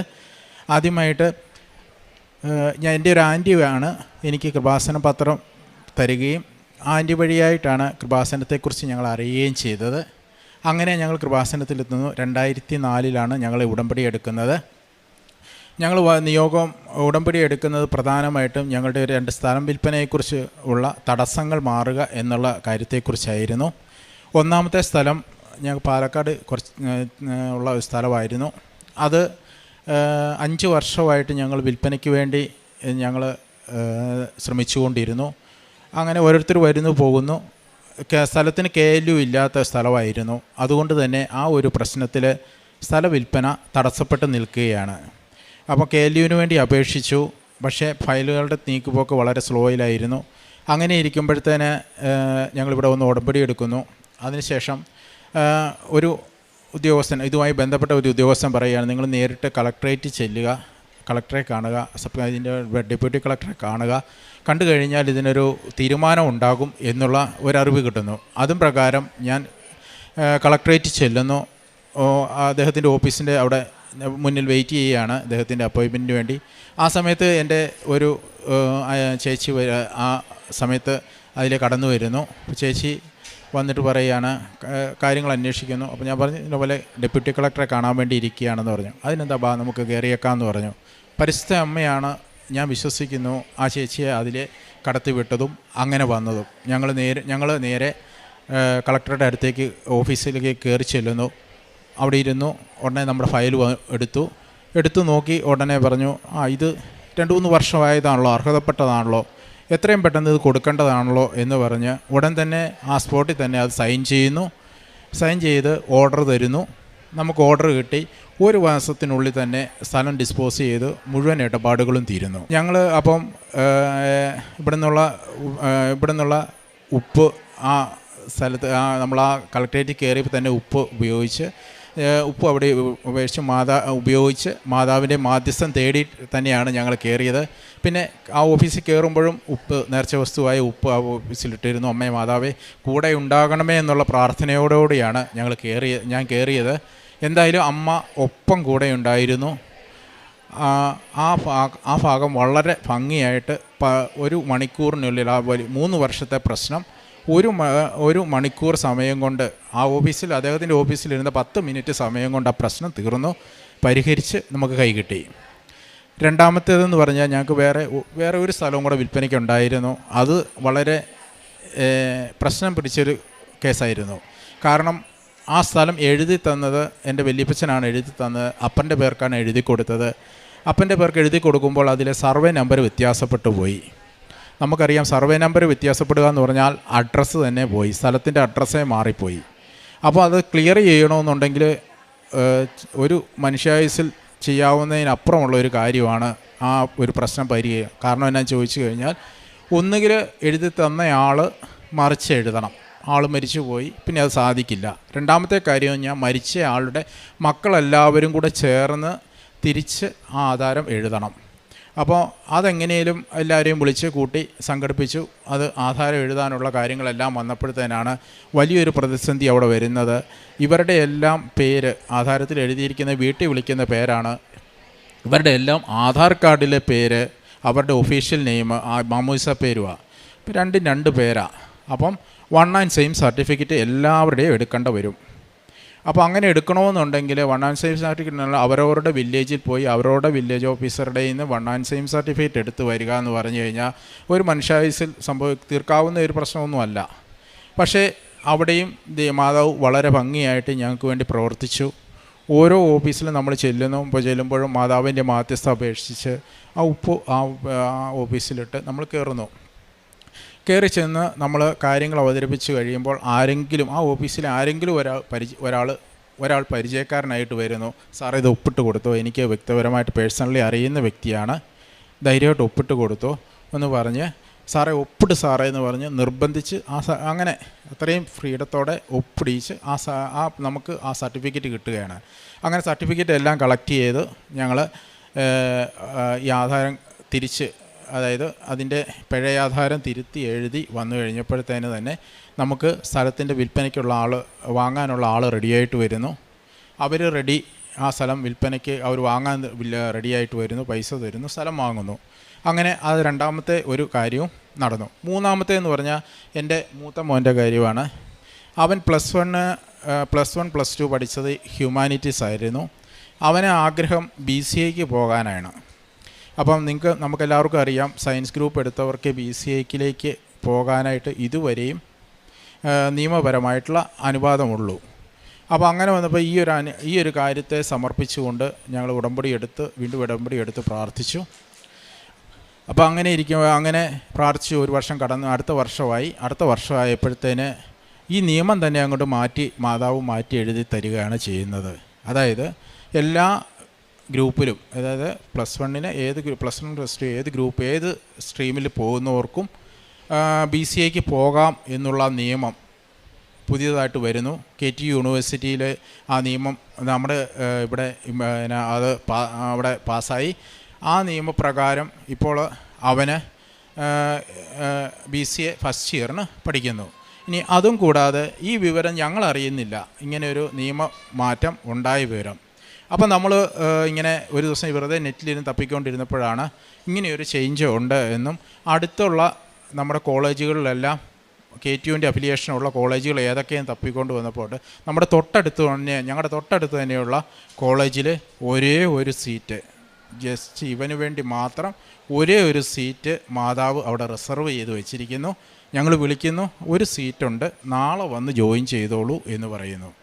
അതും പ്രകാരം പിറ്റേ ദിവസം ഞങ്ങൾ ചെല്ലുന്നു, ഫീസ് അടയ്ക്കുന്നു, ജോയിൻ ചെയ്യുന്നു. ഒരു ദിവസത്തെ ക്ലാസ് പോലും നഷ്ടപ്പെടാത്ത രീതിയിൽ കൃത്യമായിട്ട് അവന് ഇപ്പം BCA സെക്കൻഡ് സെമ്മിലേക്ക് പോകുന്നു. ഇവിടെയും ഞങ്ങൾ നേർച്ച വസ്തുക്കൾ എവിടെയും നമ്മുടെ ആയുധം നേർച്ച വസ്തുവാണ്. മാതാവിൻ്റെ ഉപ്പാണ് നമ്മുടെ എല്ലാ ആയുധം. അപ്പം അവിടെ എല്ലാം ചെല്ലുമ്പോഴെല്ലാം ഈ നേർച്ച വസ്തുക്കൾ അവിടെ നിക്ഷേപിച്ച് അവിടെ അങ്ങനെയാണ് ആ ഓരോ കാര്യങ്ങൾക്ക് വേണ്ടിയും ഞങ്ങൾ മുന്നോട്ട് പോയിക്കൊണ്ടിരുന്നത്. അതിൻ്റേതായ ഫലമുണ്ടായി. മാതാവ് ഞങ്ങളുടെ കൂടെ നിന്ന് ഞങ്ങൾക്ക് വേണ്ടി ഇവന് വേണ്ടി ഒരൊറ്റ സീറ്റ് മാത്രമാക്കി അവിടെ റിസർവ് ചെയ്ത് വെക്കുകയും ആ സീറ്റിൽ ചേരാൻ സാധിക്കുകയും ചെയ്തു. ഇനി ഇളയ മകന് അവൻ 10ാം ക്ലാസ്സിലായിരുന്നു. അവൻ ഒരു ആവറേജ് സ്റ്റുഡൻ്റ് ആയിരുന്നു. അപ്പം അവന് പരീക്ഷയുടെ സമയമായി. അപ്പം ഞങ്ങളിവിടെ വന്ന് അച്ഛനെ കണ്ടു. തലയ്ക്ക് പിടിച്ച് അവൻ്റെ തലയ്ക്ക് പിടിച്ച് പ്രാർത്ഥിച്ചു. അച്ഛൻ അവനൊരു ആശീർവദിച്ചു കൊടുത്തു. ആ പരീക്ഷയിൽ അവന് ഉന്നത വിജയം കരസ്ഥമാക്കിക്കൊണ്ട് 90% മാർക്കോടെ പാസ്സാകാനായിട്ട് അവന് സാധിച്ചു. ഇത്രയും അനുഗ്രഹങ്ങൾ തന്ന പരിശുദ്ധ ദൈവമാതാവിനും തിരുക്കുമാരനും 1000 നന്ദി അർപ്പിച്ചു കൊള്ളുന്നു. പിന്നെ ഞങ്ങളുടെ കാരുണ്യ പ്രവൃത്തികളെന്ന് പറഞ്ഞു കഴിഞ്ഞാൽ പ്രേക്ഷിത പ്രവൃത്തികൾ ആദ്യം പറയാം. ഞങ്ങൾ പത്രം ഉണ്ട്. ഇവിടെ നിന്ന് കിട്ടുന്ന പത്രം ഞങ്ങൾ അവിടെ ആശുപത്രികളിലും രോഗികളായി വരുന്ന ഈ മെഡിക്കൽ ലാബുകളിലുമെല്ലാം ഞങ്ങൾ വിതരണം ചെയ്യുന്നു. നമ്മുടെ സാക്ഷ്യം പറഞ്ഞുകൊണ്ട്, നമ്മുടെ അനുഭവം പറഞ്ഞുകൊണ്ട് അവരോട് സാക്ഷ്യപ്പെടുത്തി അവരോട് പറയുക. പിന്നെ അനുദിന വിശുദ്ധ കുർബാനയിൽ പങ്കുചേരുക. അച്ഛൻ്റെ ഡെയിലി ബ്രെഡ് എല്ലാ ദിവസവും മുടക്കം കൂടാതെ കാണുക. ഇതൊക്കെയായിരുന്നു ഞങ്ങളുടെ ആത്മീയമായ കാര്യങ്ങൾ. പിന്നെ കാരുണ്യ പ്രവൃത്തികളെന്ന് പറഞ്ഞു കഴിഞ്ഞാൽ അനാഥാലയങ്ങളെ സന്ദർശിക്കുക, അവർക്ക് വേണ്ട സഹായങ്ങൾ ചെയ്തു കൊടുക്കുക, ഓർഫനേജുകളിൽ പോവുക, പിന്നെ മറ്റ് സാമ്പത്തിക സഹായങ്ങൾ ആവശ്യമുള്ളവർക്ക് കൊടുക്കുക. അങ്ങനെ മറ്റുള്ളവരിൽ യേശുവിൻ്റെ മുഖം കണ്ടുകൊണ്ട് ആ രീതിയിൽ പ്രവർത്തിച്ചുകൊണ്ടുള്ള ഒരു രീതിയായിരുന്നു ഞങ്ങൾ കൊണ്ടുകൊണ്ടിരുന്നത്. ഞങ്ങളെ പ്രത്യക്ഷീകരണത്തിൻ്റെ സാക്ഷിയാക്കി തീർത്ത അമ്മ മാതാവിനും ഈശോയ്ക്കും ആദ്യമായി നന്ദി പറഞ്ഞുകൊള്ളുന്നു. എൻ്റെ പേര് മേരി മരിയ. ഇതെൻ്റെ ഭർത്താവ് റൈമണ്ട്. ഞങ്ങൾ കണ്ണൂർ ജില്ലയിലെ മാട്ടൂൽ എന്ന പ്രദേശത്താണ് വരുന്നത്. ഞാൻ ആദ്യമായി ഉടമ്പടി എടുത്തത് 2023 ജനുവരിയിലാണ്. ഉടമ്പടി എടുത്തിട്ടും ഞാൻ കാര്യമായിട്ടൊന്നും ഉടമ്പടി പാലിക്കാനൊന്നും പറ്റിയില്ല. കുർബാനയ്ക്ക് പോകുകയോ കാരുണ്യ പ്രവർത്തികൾ ചെയ്യാനോ കഴിഞ്ഞില്ല. ആ ഇടയ്ക്കാണ് 2024 എൻ്റെ ഭർത്താവിന് കാർപ്പൻ്ററായിട്ടാണ് ജോലി ചെയ്യുന്നത്. ആ ഇടയ്ക്ക് ജോലിക്ക് പോയ സമയത്ത് വീടിൻ്റെ മുകളിൽ നിന്ന് താഴേക്ക് വീഴുകയുണ്ടായി. അന്ന് തന്നെ ആംബുലൻസിൽ കൊണ്ടുപോയി. ഞാൻ പോയപ്പോൾ ബോധമുണ്ടായിരുന്നു, പക്ഷേ കാലുകൾ ചലിപ്പിക്കാൻ കഴിഞ്ഞിരുന്നില്ല. വേദന കൊണ്ട് വേദനിക്കുകയായിരുന്നു ആ സമയത്ത്. അന്ന് അവിടെ അഡ്മിറ്റ് ആയതിനു ശേഷം ഞാൻ വീട്ടിലേക്ക് ഡ്രസ്സ് എടുക്കാൻ വന്നു. മാതാവിൻ്റെ ഫോട്ടോ കണ്ടപ്പോൾ ഞാൻ ഉറക്കെ കരയുകയായിരുന്നു. കാരണം എനിക്ക് 4 വയസ്സുള്ളപ്പോൾ തന്നെ എൻ്റെ അപ്പം മരിച്ചു. അമ്മ 6 വർഷമായി മരിച്ചിട്ട്. എനിക്ക് ആരുമില്ലായിരുന്നു. ഭർത്താവാണ് എനിക്ക് താങ്ങും തണലും. അപ്പം ആ സമയത്ത് എനിക്ക് സാമ്പത്തികമായി എൻ്റെ കയ്യിലൊന്നും ഉണ്ടായിരുന്നില്ല. ഉറക്കെ ഫോട്ടോ നോക്കി കരഞ്ഞ് തിരിഞ്ഞപ്പോൾ എൻ്റെ അടുത്ത അയൽവാസിയായ ഒരു ആൻറ്റി എനിക്ക് കുറച്ച് കാശ് തന്നു. ഞാൻ അതുമായി വീണ്ടും ഹോസ്പിറ്റലിലേക്ക് പോയി. ഹോസ്പിറ്റലിൽ പോകുമ്പോൾ ഭർത്താവ് കാലുകൾ ചലിപ്പിക്കുന്നുണ്ടായിരുന്നു. എൻ്റെ കുറച്ച് വിഷമങ്ങൾക്ക് കുറച്ച് മാറ്റം വന്നു. വീണ്ടും ഞങ്ങൾ പിറ്റേന്ന് ഡിസ്ചാർജായി. പക്ഷേ കാലുകൾ വീണ്ടും വേദനിക്കുകയായിരുന്നു. ഞങ്ങൾ വീണ്ടും ഒരു ഹോസ്പിറ്റലിലേക്ക് പോയി. അവിടെ വെച്ച് സ്കാനിങ്, എക്സ്റേ എല്ലാം എടുത്തു. അപ്പോൾ ഡോക്ടർ പറഞ്ഞു വയറിന് താഴെ എല്ലുകൾക്ക് ഗ്യാപ്പും നട്ടലിന് വളവും ഉണ്ടെന്നാണ് പറഞ്ഞത്. ഓപ്പറേഷൻ വേണ്ടി വരുമെന്ന് പറഞ്ഞു. 3 മാസത്തോളം അവിടെ ചികിത്സയിലായിരുന്നു. പിന്നീട് ഡോക്ടർ പറഞ്ഞു ഇവിടെ നിന്നാവില്ല, മംഗലാപുരത്തോ കോഴിക്കോടങ്ങ് പോകേണ്ടി വരും. ഞങ്ങളങ്ങനെ പിറ്റേന്ന് മംഗലാപുരത്തേക്ക് പോയി. മംഗലാപുരം പോയി മെഡിസിൻ, ഡോക്ടർ ഇതന്നെ പറഞ്ഞത് ഓപ്പറേഷൻ വേണ്ടി വരുമെന്നാണ് പറഞ്ഞത്. അങ്ങനെ ആദ്യം മെഡിസിൻ കഴിക്കുമെന്ന് പറഞ്ഞു. മെഡിസിൻ തന്നു. വീട്ടിലെത്തി കഴിച്ചു തുടങ്ങിയ തന്നെ യൂറിൻ പോകാതായി. പിന്നീട് ഞങ്ങൾക്ക് നല്ല വിഷമമായി. എന്താ ചെയ്യേണ്ടതെന്നറിയില്ല. അപ്പോൾ ഞങ്ങൾ വീണ്ടും കൃപാസനത്തിലേക്ക് വന്നു. അങ്ങനെ ഞങ്ങളുടെ കൂടെ ഒരു ആൻറ്റി ഉണ്ടായിരുന്നു. ആൻറ്റി ഒരു ഹാർട്ട് പേഷ്യൻ്റ് ആയിരുന്നു. ആൻറ്റി ഞങ്ങളോടൊപ്പം വന്നിരുന്നു. അങ്ങനെ ഞാനും ഭർത്താവും ആൻറ്റി ഇവിടത്തേക്ക് വന്നു. ഞാൻ ഉടമ്പടി എടുത്തിട്ട് എനിക്ക് അച്ഛനെ കാണാൻ പറ്റിയിരുന്നില്ല. പക്ഷേ ഞാൻ അച്ഛനെ കാണേണ്ട ഭാഗ്യം എൻ്റെ ഭർത്താവിന് ലഭിച്ചു. അങ്ങനെ അച്ഛൻ കൈവെപ്പ് പ്രാർത്ഥന കുരിശുകൊണ്ട് ആശീർവദിച്ച് പ്രാർത്ഥിച്ചു. നടുവിന് വെച്ച് പ്രാർത്ഥിക്കുകയുണ്ടായി. അങ്ങനെ ഞങ്ങൾ അന്ന് അത്രയും വേദനയോടെയായിരുന്നു. മുട്ടുകുത്താൻ പോലും ഭർത്താവിന് പറ്റിയിരുന്നില്ല. അത്ര വിഷമത്തോടെയായിരുന്നു ഞങ്ങൾ ഇവിടെ നിന്ന് ഇറങ്ങിയത്. ഞങ്ങൾ ഇറങ്ങി റെയിൽവേ സ്റ്റേഷനിൽ നിൽക്കുകയായിരുന്നു. ആ സമയത്ത് പെട്ടെന്ന് ട്രെയിൻ അടുത്ത് തന്നെ വരുന്നു, സെക്കൻഡ് കൊണ്ട് വരുന്നെന്ന് പറഞ്ഞു. ഞങ്ങൾ ഫസ്റ്റ് പ്ലാറ്റ്ഫോമിലായിരുന്നു ഉണ്ടായത്. പെട്ടെന്നായിരുന്നു സെക്കൻഡ് പ്ലാറ്റ്ഫോമിലേക്ക് ട്രെയിൻ വരുന്നുണ്ടെന്ന് അറിഞ്ഞത്. ആ സമയത്ത് ആൻറ്റി മുമ്പ് രണ്ട് വയസ്സ് സുഖമില്ലാത്തായിരുന്നു. ആൻറ്റി പെട്ടെന്ന് ടയേർഡായി ആകെ അബോധാവസ്ഥയിലേക്ക് വന്നുകൊണ്ടിരിക്കുന്നു. ഞാൻ വരുന്നില്ലെന്ന് പറഞ്ഞ് അവിടെ തന്നെ ഇരിക്കാൻ തുടങ്ങി. ആ സമയത്ത് വയ്യാതിരുന്ന കാലുകൾക്ക് അത്രയും വിഷമത്തോടെ വന്നിരുന്നായിരുന്നു എൻ്റെ ഭർത്താവ്. മുട്ടുകുത്താനോ ഒന്നും പറ്റിയിരുന്നില്ല. ഭർത്താവ് പെട്ടെന്ന് വാരിയെടുത്തു. ഞാൻ പ്രതീക്ഷിച്ചിട്ടേ ഇല്ല. അങ്ങനെ വാരിയെടുത്തു, ഓവർ ബ്രിഡ്ജ് കയറി ഇറങ്ങി, താഴെ എത്തി, ട്രെയിനിൽ കയറി. ആ ട്രെയിനിൽ കയറ്റുന്നവർ ഇത്രയും വിഷമം ഉണ്ടായിട്ടും ഭർത്താവ് ആ ആൻറ്റിയെ കയറ്റിയെടുത്തു, ട്രെയിനിലാക്കുകയായിരുന്നു. ഇത്രയും ചെയ്തു തന്നത് അന്നത്തെ കൈവെപ്പ് ശുശ്രൂഷയിലൂടെ അച്ഛൻ തന്ന ആ കൃപയാണ്. ആ സൗഖ്യത്തിന് 1000 നന്ദി പറഞ്ഞുകൊള്ളുന്നു. പിന്നീട് ഞങ്ങൾ ട്രീറ്റ്മെൻറ്റിന് പോയിട്ടില്ല, ഒരു ഹോസ്പിറ്റലും പോയിട്ടില്ല. ഞങ്ങൾ വീണ്ടും ഇന്നലെ വരുമ്പോഴും ഞങ്ങൾ ഒന്ന് എക്സ്റേ എടുത്ത് നോക്കി, ഒരു കുഴപ്പമില്ല. ഇപ്പോൾ 2ാം നിലയിലും 3ാം നിലയിലും കയറി ഭർത്താവ് പണിക്ക് പോകുന്നുണ്ട്, കുഴപ്പമൊന്നുമില്ല. 1000 നന്ദി പറഞ്ഞുകൊള്ളുന്നു. അതുപോലെ അടുത്ത സാക്ഷ്യം എൻ്റേതാണ്. ഞാനൊരു അംഗൻവാടി ടീച്ചറായിട്ട് വർക്ക് ചെയ്യുന്നത്. 1997 ഞാൻ വർക്ക് ചെയ്യുന്നുണ്ട്. ടെമ്പററി ആയിട്ടാണ് വർക്ക് ചെയ്തത്. പിന്നീട് എനിക്ക് പെർമനൻ്റായിട്ട് ജോലി കിട്ടി. ശരിക്കും പറഞ്ഞാൽ ഒരു കാലിത്തൊഴുത്ത് പോലത്തെ ഒരു റൂമായിരുന്നു എൻ്റെ ബിൽഡിങ്. കുട്ടികൾക്ക് വരാനോ ഒരു ഗ്യാസ് പോലും ഇല്ല. പുകയിലും തീയിലും പെട്ട് ഞാനും കുട്ടികളും വിഷമിച്ചു. ആ ഇടയ്ക്ക് ഞാൻ പ്രാർത്ഥിച്ചുകൊണ്ടേയിരുന്നു ഞങ്ങൾക്കൊരു മാറ്റത്തിന് വേണ്ടി. പിന്നീട് ഞങ്ങൾക്ക് അവിടെ നിന്ന് ഫിറ്റ്നസ് കിട്ടാതായി മറ്റൊരു ബിൽഡിങ്ങിലേക്ക് പോയി. അതും വല്ലാത്തൊരു വിഷമത്തിലായിരുന്നു. ശരിക്കും പറഞ്ഞാൽ ഉദ്യോഗസ്ഥരുടെ മാനസിക വിഷമങ്ങൾ നേരിടേണ്ടി വന്നു. ഒരുപാട് കരഞ്ഞ നിമിഷങ്ങൾ, ശരിക്കും വാവിട്ട് നിലവിളിച്ചിട്ടുണ്ട്. പിന്നെ അവിടെ നിന്ന് മാറേണ്ടി വരും, ഫിറ്റ്നസ് കിട്ടുന്നില്ല, അവിടെ നിന്ന് ഇറങ്ങേണ്ടി വരും, കുട്ടികളില്ല, പൂട്ടേണ്ടി വരും. ടീച്ചറുടെ കഴിവുകേട് കൊണ്ടാണ്. പക്ഷെ ദൈവം എനിക്ക് ഒരുപാട് കഴിവ് നൽകിയിരുന്നു. ഞാൻ കുട്ടികളെ പഠിപ്പിക്കുന്ന ഡാൻസ് ടീച്ചറാണ്. ഞങ്ങളുടെ ഇടവകയിൽ എല്ലാ കുട്ടികളെയും ഞാൻ ഡാൻസ് പഠിപ്പിച്ചത്. ഇത്രയും പാട്ടും കഴിവും എല്ലാ കഴിവും ഉണ്ടായിട്ടും എന്നെ ഉദ്യോഗസ്ഥർ വഴക്ക് പറഞ്ഞു. ടീച്ചറുടെ ഇതുകൊണ്ടാണ്. ടീച്ചർ 3rd ഗ്രേഡിലാണ് പെടുന്നത്. എനിക്ക് കരയാനല്ലാതെ എനിക്കൊന്നും കഴിഞ്ഞിരുന്നില്ല. എനിക്ക് ട്രാൻസ്ഫർ തരുന്നില്ല എന്ന് പറഞ്ഞു. ഞാൻ ആ സമയത്ത് വീണ്ടും കൃപാസനത്തിലേക്ക് വന്നു. ഏപ്രിൽ മാസം ഞാൻ നിയോഗം എഴുതി. എനിക്ക് മാതാവേ, എനിക്കൊരു ട്രാൻസ്ഫർ തരണമേ, എനിക്കിഷ്ടപ്പെട്ട സ്ഥലത്തേക്ക്. അപ്പോൾ ആ പിറ്റേ മാസം ഏപ്രിൽ മാസം നിയോഗം എഴുതി വെച്ചു. മെയ് പകുതിക്ക് തന്നെ ഇതേ എന്നെ പറഞ്ഞ മേലുദ്യോഗസ്ഥന്മാർ സൂപ്പർവൈസർ CDP എന്നെ വിളിച്ചിട്ട് പറഞ്ഞു, ടീച്ചർക്ക് എവിടെയാണ് ട്രാൻസ്ഫർ വേണ്ടതെന്ന്. ഞാൻ ഉറക്കെ കരയുകയായിരുന്നു. എന്നെ അംഗീകരിച്ചല്ലോ, എൻ്റെ മാതാവ് ഇടപെട്ടത് കൊണ്ടാണ് എന്നെ അംഗീകരിച്ചത്. അപ്പോൾ തന്നെ എന്നെ മെയ് മാസം പകുതിക്ക് തന്നെ, മുമ്പ് ഞാൻ വർക്ക് ചെയ്തിരുന്ന, ഞാൻ അവിടെ നിന്ന് ഇൻ്റർവ്യൂവിൽ ഔട്ടായതായിരുന്നു. അവിടുത്തേക്ക് എന്നെ ഒരുപാട് സ്നേഹിക്കുന്ന നല്ല ജനങ്ങളുടെ, ഇപ്പോൾ ഒരുപാട് കുട്ടികളുണ്ട് അവിടെ, നന്നായിട്ട് വർക്ക് ചെയ്യുന്നുണ്ട്. ഇപ്പം ആ സൂപ്പർവൈസറിനെ എന്നെ തള്ളിപ്പറഞ്ഞ് അവർ തന്നെ എന്നെ നല്ലതായി കരുതി. ശരിക്കും പറഞ്ഞാൽ ഇത്രയും ചെയ്തു വന്ന അമ്മ മാതാവിന് നന്ദി പറഞ്ഞുകൊള്ളുന്നു. ഭർത്താവ് മുമ്പൊന്നും ശരിക്കും ആത്മീയതയിലേക്ക് വന്നത് അന്ന് ആ വീഴ്ച കാരണം. ആ വീഴ്ചയിൽ ഞങ്ങളിവിടെ വന്ന് പ്രാർത്ഥിച്ചതിൻ്റെ ഫലമായി, അച്ഛൻ്റെ പ്രാർത്ഥനയുടെ ഫലമായിട്ടാണ്. ആദ്യമൊന്നും പള്ളിയിലൊന്നും അങ്ങനെ ഉള്ളിൽ കയറിയിരിക്കുന്നില്ല, പുറത്ത് വന്നിരുന്ന് പോവുകയായിരുന്നു. എനിക്ക് വല്ല വിഷമമുണ്ടായിരുന്നു. പക്ഷേ ഇപ്പോൾ എന്നെക്കാളും നന്നായിട്ട് പള്ളിയിൽ വരികയും ഭക്തിയോടെ കുർബാന കൈക്കൊള്ളുകയും കണ്ടപ്പോൾ തന്നെ എനിക്ക് തോന്നി ശരിക്കും അതൊരു വലിയ ഇടപെടലായിരുന്നു, ദൈവത്തിൻ്റെ ശരിക്കും ഒരു ഇടപെടൽ. ഇപ്പം ഭർത്താവ് ഇവിടുന്ന് കാശ് രൂപവും എല്ലാം കൊണ്ടുപോയി എല്ലാവർക്കും കൊടുക്കുന്നു. ഞങ്ങൾ നേർച്ച വസ്തുക്കളെല്ലാം ഉപയോഗിക്കുന്നുണ്ട്. ഞാനും തന്നെ മുമ്പ് എനിക്ക് വലിയ അപകർഷതാബോധമായിരുന്നു. കുർബാന കൈക്കൊള്ളില്ല, മുന്നിലേക്ക് വരില്ല. ഞാൻ അച്ഛൻ പിറകിലേക്ക് വന്നാൽ മാത്രമേ ഞാൻ കൈക്കൊള്ളൂ. എനിക്ക് വല്ലാത്തൊരു വിഷമമായിരുന്നു. പക്ഷേ ഇവിടെ നിന്ന് വന്ന് തിരിച്ചു പോയപ്പോൾ തന്നെ എനിക്ക് എല്ലാവരും എന്നോട് പറഞ്ഞു, മേരിക്ക് എന്തൊരു മാറ്റമാണിപ്പോൾ കൃപാസനത്തിൽ പോയതിൻ്റെ ഫലമായിട്ടാണല്ലേ, മാതാവിൻ്റെ ആ കൃപ കൊണ്ടായിരിക്കും ഇപ്പം ഞാൻ പള്ളിയിൽ മുമ്പിലായിരിക്കുന്നത്. ഞാൻ വേദപാഠ ടീച്ചറും കൂടിയാണ്.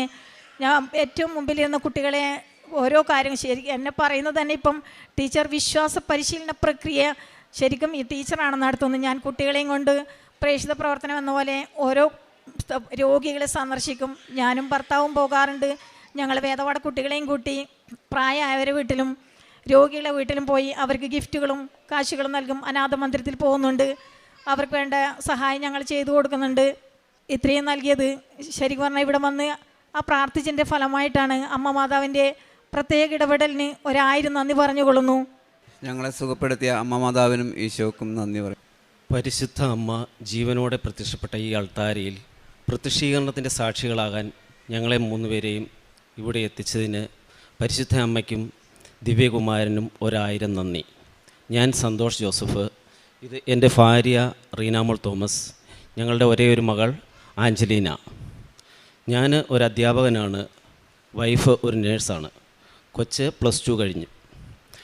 ഞങ്ങൾ ഇവിടെ ഞാൻ എത്താനായിട്ടുണ്ടായ ഒരു കാര്യമെന്ന് പറഞ്ഞാൽ, ഞങ്ങൾ ഇടുക്കി ജില്ലയിലെ കുമ്മളി സെൻറ്റ് തോമസ് ഫൊറേന ചർച്ചിലെ ഇടവാംഗങ്ങളാണ്. 2022 നവംബർ മാസത്തിൽ ഞങ്ങളൊരു പുതിയ ഭവനം പണിയുന്നതിനായിട്ട് പ്ലാൻ ചെയ്ത് പൈലിങ്ങൊക്കെ നടത്തി പണികളൊക്കെ നടന്നു വരികയായിരുന്നു. ഞങ്ങൾ മറ്റൊരു വീട് വാടകയ്ക്ക് കൊടുത്തിട്ടുമുണ്ടായിരുന്നു.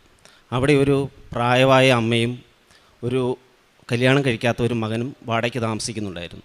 പക്ഷേങ്കിൽ അവരുടെ പ്രവൃത്തികൾ അത്ര ശരിയല്ല എന്ന് പലരുടെയും കംപ്ലൈൻറ്റ് ലഭിച്ചതിനെ തുടർന്ന് ഞങ്ങൾ അവരോട് അവിടുന്ന് വീട് താമസം മാറിത്തരണമെന്ന് ആവശ്യപ്പെട്ടു. എന്നാലും അവർ അവിടുന്ന് മാറാനായിട്ട് കൂട്ടാക്കിയില്ല. ഇതേ തുടർന്ന് ഞങ്ങൾ കുമ്മളി പോലീസ് സ്റ്റേഷനിൽ ഒരു പരാതി കൊടുക്കുകയും പോലീസിൻ്റെ സഹായത്തോടെ അവരെ വീട്ടിൽ നിന്നും താമസം മാറ്റുകയും ചെയ്തു. ഇത് നടന്നത് 2022 നവംബർ മാസത്തിലാണ്. ഇവർ താമസം മാറി 1 മാസം കഴിഞ്ഞപ്പോൾ, അതായത് 2022 ഡിസംബർ 2-ാം തീയതി, ഞാൻ അറിയുകയോ കേൾക്കുകയോ ചെയ്തിട്ടില്ലാത്ത ഒരു യുവതിയെ ജാതിപ്പേര് വിളിച്ച് അപമാനിച്ചു, ഉപദ്രവിച്ചു എന്നൊക്കെ പറഞ്ഞ് ഒരു വ്യാജ കേസ് എൻ്റെ പേരിൽ രജിസ്റ്റർ ചെയ്തവർ. പോലീസ് ഡിപ്പാർട്ട്മെൻറ്റിൽ നിന്നും അന്വേഷണം വന്നു. മുൻകൂർ ജാമ്യം ലഭിക്കുകയില്ലെന്ന് പറഞ്ഞു. മാന്യമായി ജീവിക്കുന്ന ഞങ്ങൾക്ക് ഒരു വലിയ നാണക്കേടായിരുന്നത്. ഞങ്ങൾ വളരെ വിഷമിച്ചിരുന്ന ആ സമയത്ത് 2022 ഡിസംബർ 3-ാം തീയതി ഞാൻ എൻ്റെ ചേച്ചിയുടെ ഹസ്ബൻഡിനെ വിളിച്ച് കൃപാസനത്തിൽ പോകാമോ എന്ന് ചോദിച്ചു. കാരണം ഞാൻ 2018 കൃപാസനത്തെക്കുറിച്ച് അറിഞ്ഞിരുന്നു. എനിക്കൊരു പത്രം എൻ്റെ കയ്യിൽ ലഭിച്ചിരുന്നു. പക്ഷേ ഞാൻ ആ കൃപാസന പത്രം വെറുതെ വീട്ടിലിട്ടു, വായിക്കുകയോ ഒന്നും ചെയ്തില്ല. പക്ഷേ ഞാൻ ഈ കേസ് വന്നു കഴിഞ്ഞപ്പോൾ എൻ്റെ മനസ്സിലേക്ക് കൃപാസനത്തെക്കുറിച്ച് തോന്നിപ്പിച്ചു. അത് പരിശുദ്ധ അമ്മയാണ് എന്നെ തോന്നിപ്പിച്ചതെന്ന് ഞാൻ ഉറച്ചു വിശ്വസിക്കുന്നു. ഞാൻ എന്നിട്ട് എനിക്കന്ന് പോരാൻ പറ്റത്തില്ല. എൻ്റെ ഹസ്ബൻഡിന് ജാമ്യത്തിന് വേണ്ടി ഞാൻ നടക്കുവാണ്. ഹസ്ബൻഡിന് വെളിയിൽ നടക്കാൻ മേലെ ഞാനും വർക്ക് ചെയ്യുന്നു. അങ്ങനെയൊക്കെ ഞാൻ എൻ്റെ ചേച്ചിയുടെ ഹസ്ബൻഡിനെ വിളിച്ചു ചോദിച്ചു, ചേച്ചിയുടെ ഹസ്ബൻഡിനോട് കൃപാസനത്തിലൊന്ന് പോകാമോ? കൃപാസനം എവിടെയാണെന്നറിയത്തില്ല. ഞാൻ ആ പത്രം എടുത്തു. കട്ടിലിൻ്റെ അടിയിലുണ്ടായിരുന്നു. ആ പത്രം കിട്ടി.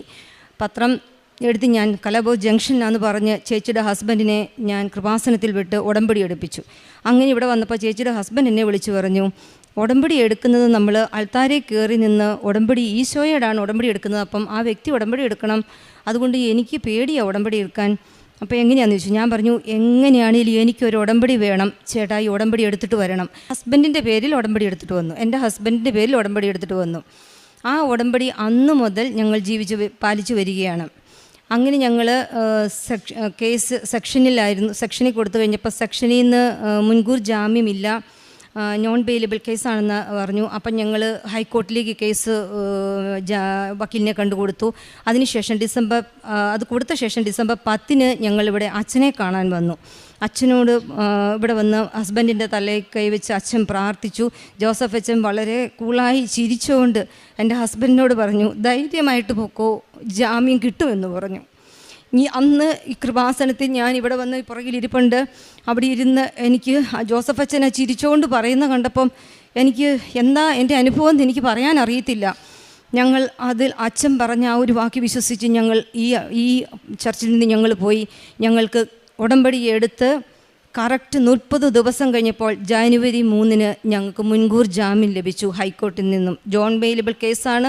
ഹൈക്കോർട്ടിൽ നിന്നും ജാമ്യം കിട്ടുകയില്ല എന്ന് വക്കീൽ അവിടുന്ന് പറഞ്ഞു. പക്ഷേ ഞങ്ങൾക്ക് ജാമ്യം നിന്ന് പരിശുദ്ധ അമ്മ ഞങ്ങളെ അനുഗ്രഹിച്ചു. അതാണ് ഞങ്ങളുടെ ജീവിതത്തിലെ 1-ാമത്തെ സാക്ഷ്യം. അതുകൂടാതെ എൻ്റെ ഹസ്ബൻഡിൻ്റെ കഴുത്തിൽ ഒരു മുഴയുണ്ടായിരുന്നു. ആ മുഴ ഞങ്ങൾ ഒരു ആശുപത്രിയിൽ കൊണ്ടുപോയി കാണിച്ചു. അപ്പം ജുഗുലാർ വെയിനിൽ അത് അറ്റാച്ച് ചെയ്തിരിക്കുന്നതുകൊണ്ട് ഏതെങ്കിലും ഒരു നല്ല വെയിൻ സ്പെഷ്യലിസ്റ്റ് ഉള്ളിടത്ത് കൊണ്ടുപോയി സർജറി ചെയ്യണമെന്ന് പറഞ്ഞു. അങ്ങനെ ഞങ്ങളെന്നാൽ എറണാകുളത്ത് പോകാം എന്ന് വിചാരിച്ചു. പക്ഷേ അതിൻ്റെ ഇടയ്ക്കാണ് ഈ കേസ് വന്നത്. അപ്പം ഞങ്ങൾ ഈ ഉടമ്പടി തൈലം ഉപയോഗിച്ച് എന്നും ഞങ്ങൾ രാവിലെ പ്രാർത്ഥിക്കുമ്പോൾ ഹസ്ബൻഡ് കുരിശു വരച്ചു പ്രാർത്ഥിക്കുമായിരുന്നു. അതിനുശേഷം ആ മുഴ കഴുത്തിൽ നിന്നും അപ്രതീക്ഷിതമായി. ഇതാണ് എൻ്റെ രണ്ടാമത്തെ സാക്ഷ്യം. അതിനുശേഷം ഞങ്ങൾ പോയി സ്കാൻ ചെയ്തു. ഹസ്ബൻഡിൻ്റെ കഴുത്തിൽ മുഴയില്ല ഇപ്പം. ഇത് കൂടാതെ ഞങ്ങൾക്ക് ഈ ഹസ്ബൻഡിൻ്റെ കേസ് നടക്കുന്ന സമയത്ത് എൻ്റെ മോൾ SSLC എക്സാമിന് പഠിക്കുകയാണ്. ഡിസംബർ മാസമായിരുന്നു. മാർച്ച് മാസം അവൾക്ക് എക്സാം. അപ്പം ക്രിസ്മസ് എക്സാം നടക്കുന്നു. അതിനുശേഷം സീരിയസ് ടെസ്റ്റ് എക്സാമുകൾ നടക്കുന്നു. അവൾ ആകെ മെൻ്റലി അപ്സെറ്റ്. എനിക്ക് നോക്കാൻ സമയമില്ല. അവൾ മാർക്ക് കുറയുന്നു. സീരിയസ് ടെസ്റ്റ് നന്നായി മാർക്ക് കുറയുന്നു. ടീച്ചർമാർ ചോദിക്കുന്നു. അവൾ ആകെ വിഷമത്തിലായി. ഞാൻ പരിശുദ്ധ അമ്മയെ മുറുകെ പിടിച്ച് പരിശുദ്ധ അമ്മയെ ഏൽപ്പിച്ചു. കാരണം എനിക്ക് എല്ലാം കൂടെ നോക്കാനുള്ള എൻ്റെ മനസ്സ്, ഞാൻ അപ്സെറ്റായി. പരിശുദ്ധ അമ്മയെ എൻ്റെ മകളെ ഞാൻ ഏൽപ്പിച്ചു. നീ എൻ്റെ മകൾ ഇത്രയും പഠിച്ചത് അവൾക്ക് മാർക്ക് നീയും അവൾക്ക് മാർക്ക് കൊടുക്കണം. എൻ്റെ അമ്മയെ പരിശുദ്ധമ്മയെ നീ കൈവിടരുതേ എന്ന് ഞാൻ മുറുകെ പിടിച്ചു. എൻ്റെ മോൾ ഫുൾ A+ഓടെ SSLCക്ക് വിജയം കൈവരിച്ചു.